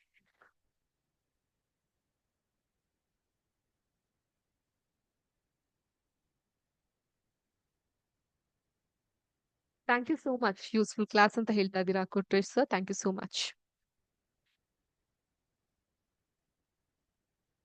And Maulya ma'am, yes, ನಮ್ಮ ಮುಂದಿನ ಕ್ಲಾಸ್ನಲ್ಲಿ we will definitely include simulation regarding balancing the equation. Newton's law of motion, definitely they are many actually. So ಅದ್ರ ಬಗ್ಗೆ ಕೂಡ ನಾವು include ಮಾಡ್ತಾ ಹೋಗ್ತೀವಿ ನಮ್ಮ ನೆಕ್ಸ್ಟ್ ಕ್ಲಾಸ್ನಲ್ಲಿ.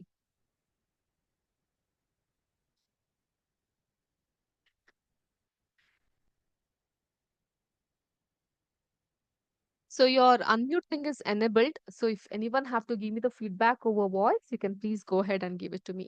ಸೊ ನೀವು ಅನ್ಮ್ಯೂಟ್ ಮಾಡಿ ನಿಮ್ಮ ಧ್ವನಿ ಮೂಲಕ ನನಗೆ ಫೀಡ್ಬ್ಯಾಕ್ ಅನ್ನ ಕೂಡ ಕೊಡಬಹುದು. ಅನ್ಮ್ಯೂಟ್ ಮಾಡ್ಕೊಂಡು ಹೇಳ್ಬಹುದು.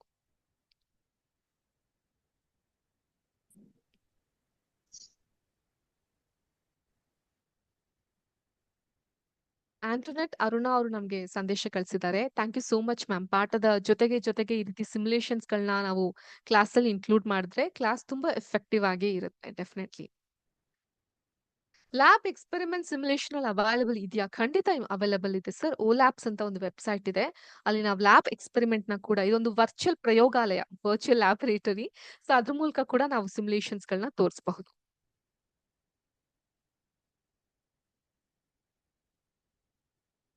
ಆಕ್ಟಿವಿಟೀಸ್ ಆಸ್ ಸಚ್ ನಾವು ವರ್ಡ್ ಬಾಲ್ ಆಕ್ಟಿವಿಟೀಸ್ ಗಳಲ್ಲಿ ನೋಡಬಹುದು ಗೇಮಿಫಿಕೇಶನ್ ಮೂಲಕ.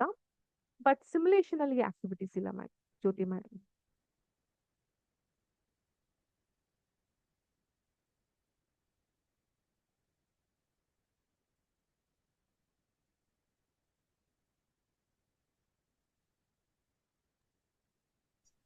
Ma'am, hello, ma'am. Hello ma'am. Ma'am, actually, activity-based questions are asked, ma'am, in the board exams, sir. Yes ma'am. So only if activity is simulations are there, it's well and good. Yes, ma'am. But as of now, in the simulation, we have more on explaining the topics. For activities, we can go for the WordWall website, which you'll be learning shortly, where with the help of the gamification, we can introduce that. Like multiple choice questions, alva ma'am, ನೀವು ತಿಳಿಸಿರೋದು MCQs ಗಳನ್ನೆಲ್ಲ No, ma'am, experiments are also asked, ma'am. Experiments. I mean, descriptive answer. Yeah, ma'am. Experiment is also available in the OLAP's website. In the future classes, I would like to present it in front of you, ma'am. Okay, ma'am. Thank you, ma'am. Thank you.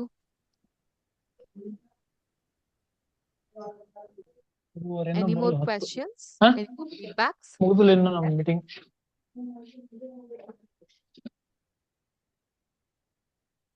Any more questions? 1:50 class ಐತಿ ಈಗ ಹೊಂಟ್ರಲ್ಲ ಊಟಕ್ಕೆ.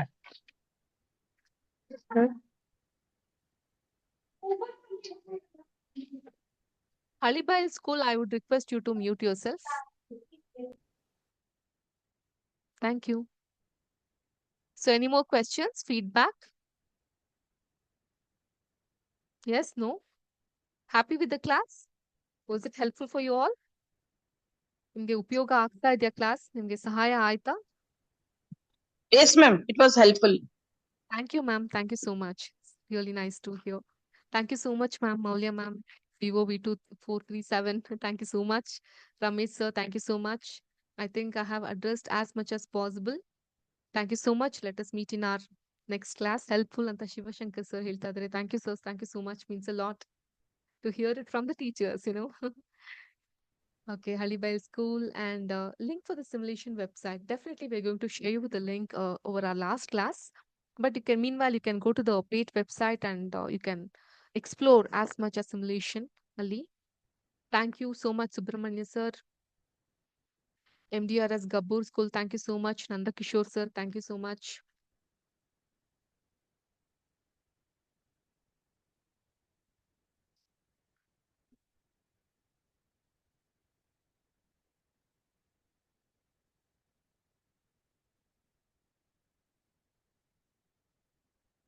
Thank you.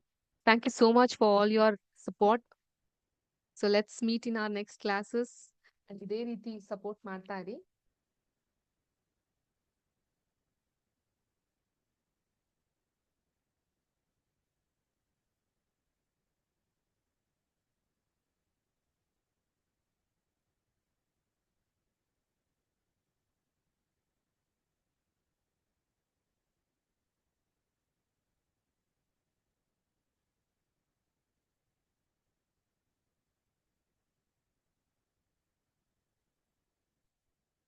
So when is the next class, ma'am? Yeah, we'll have a class shortly.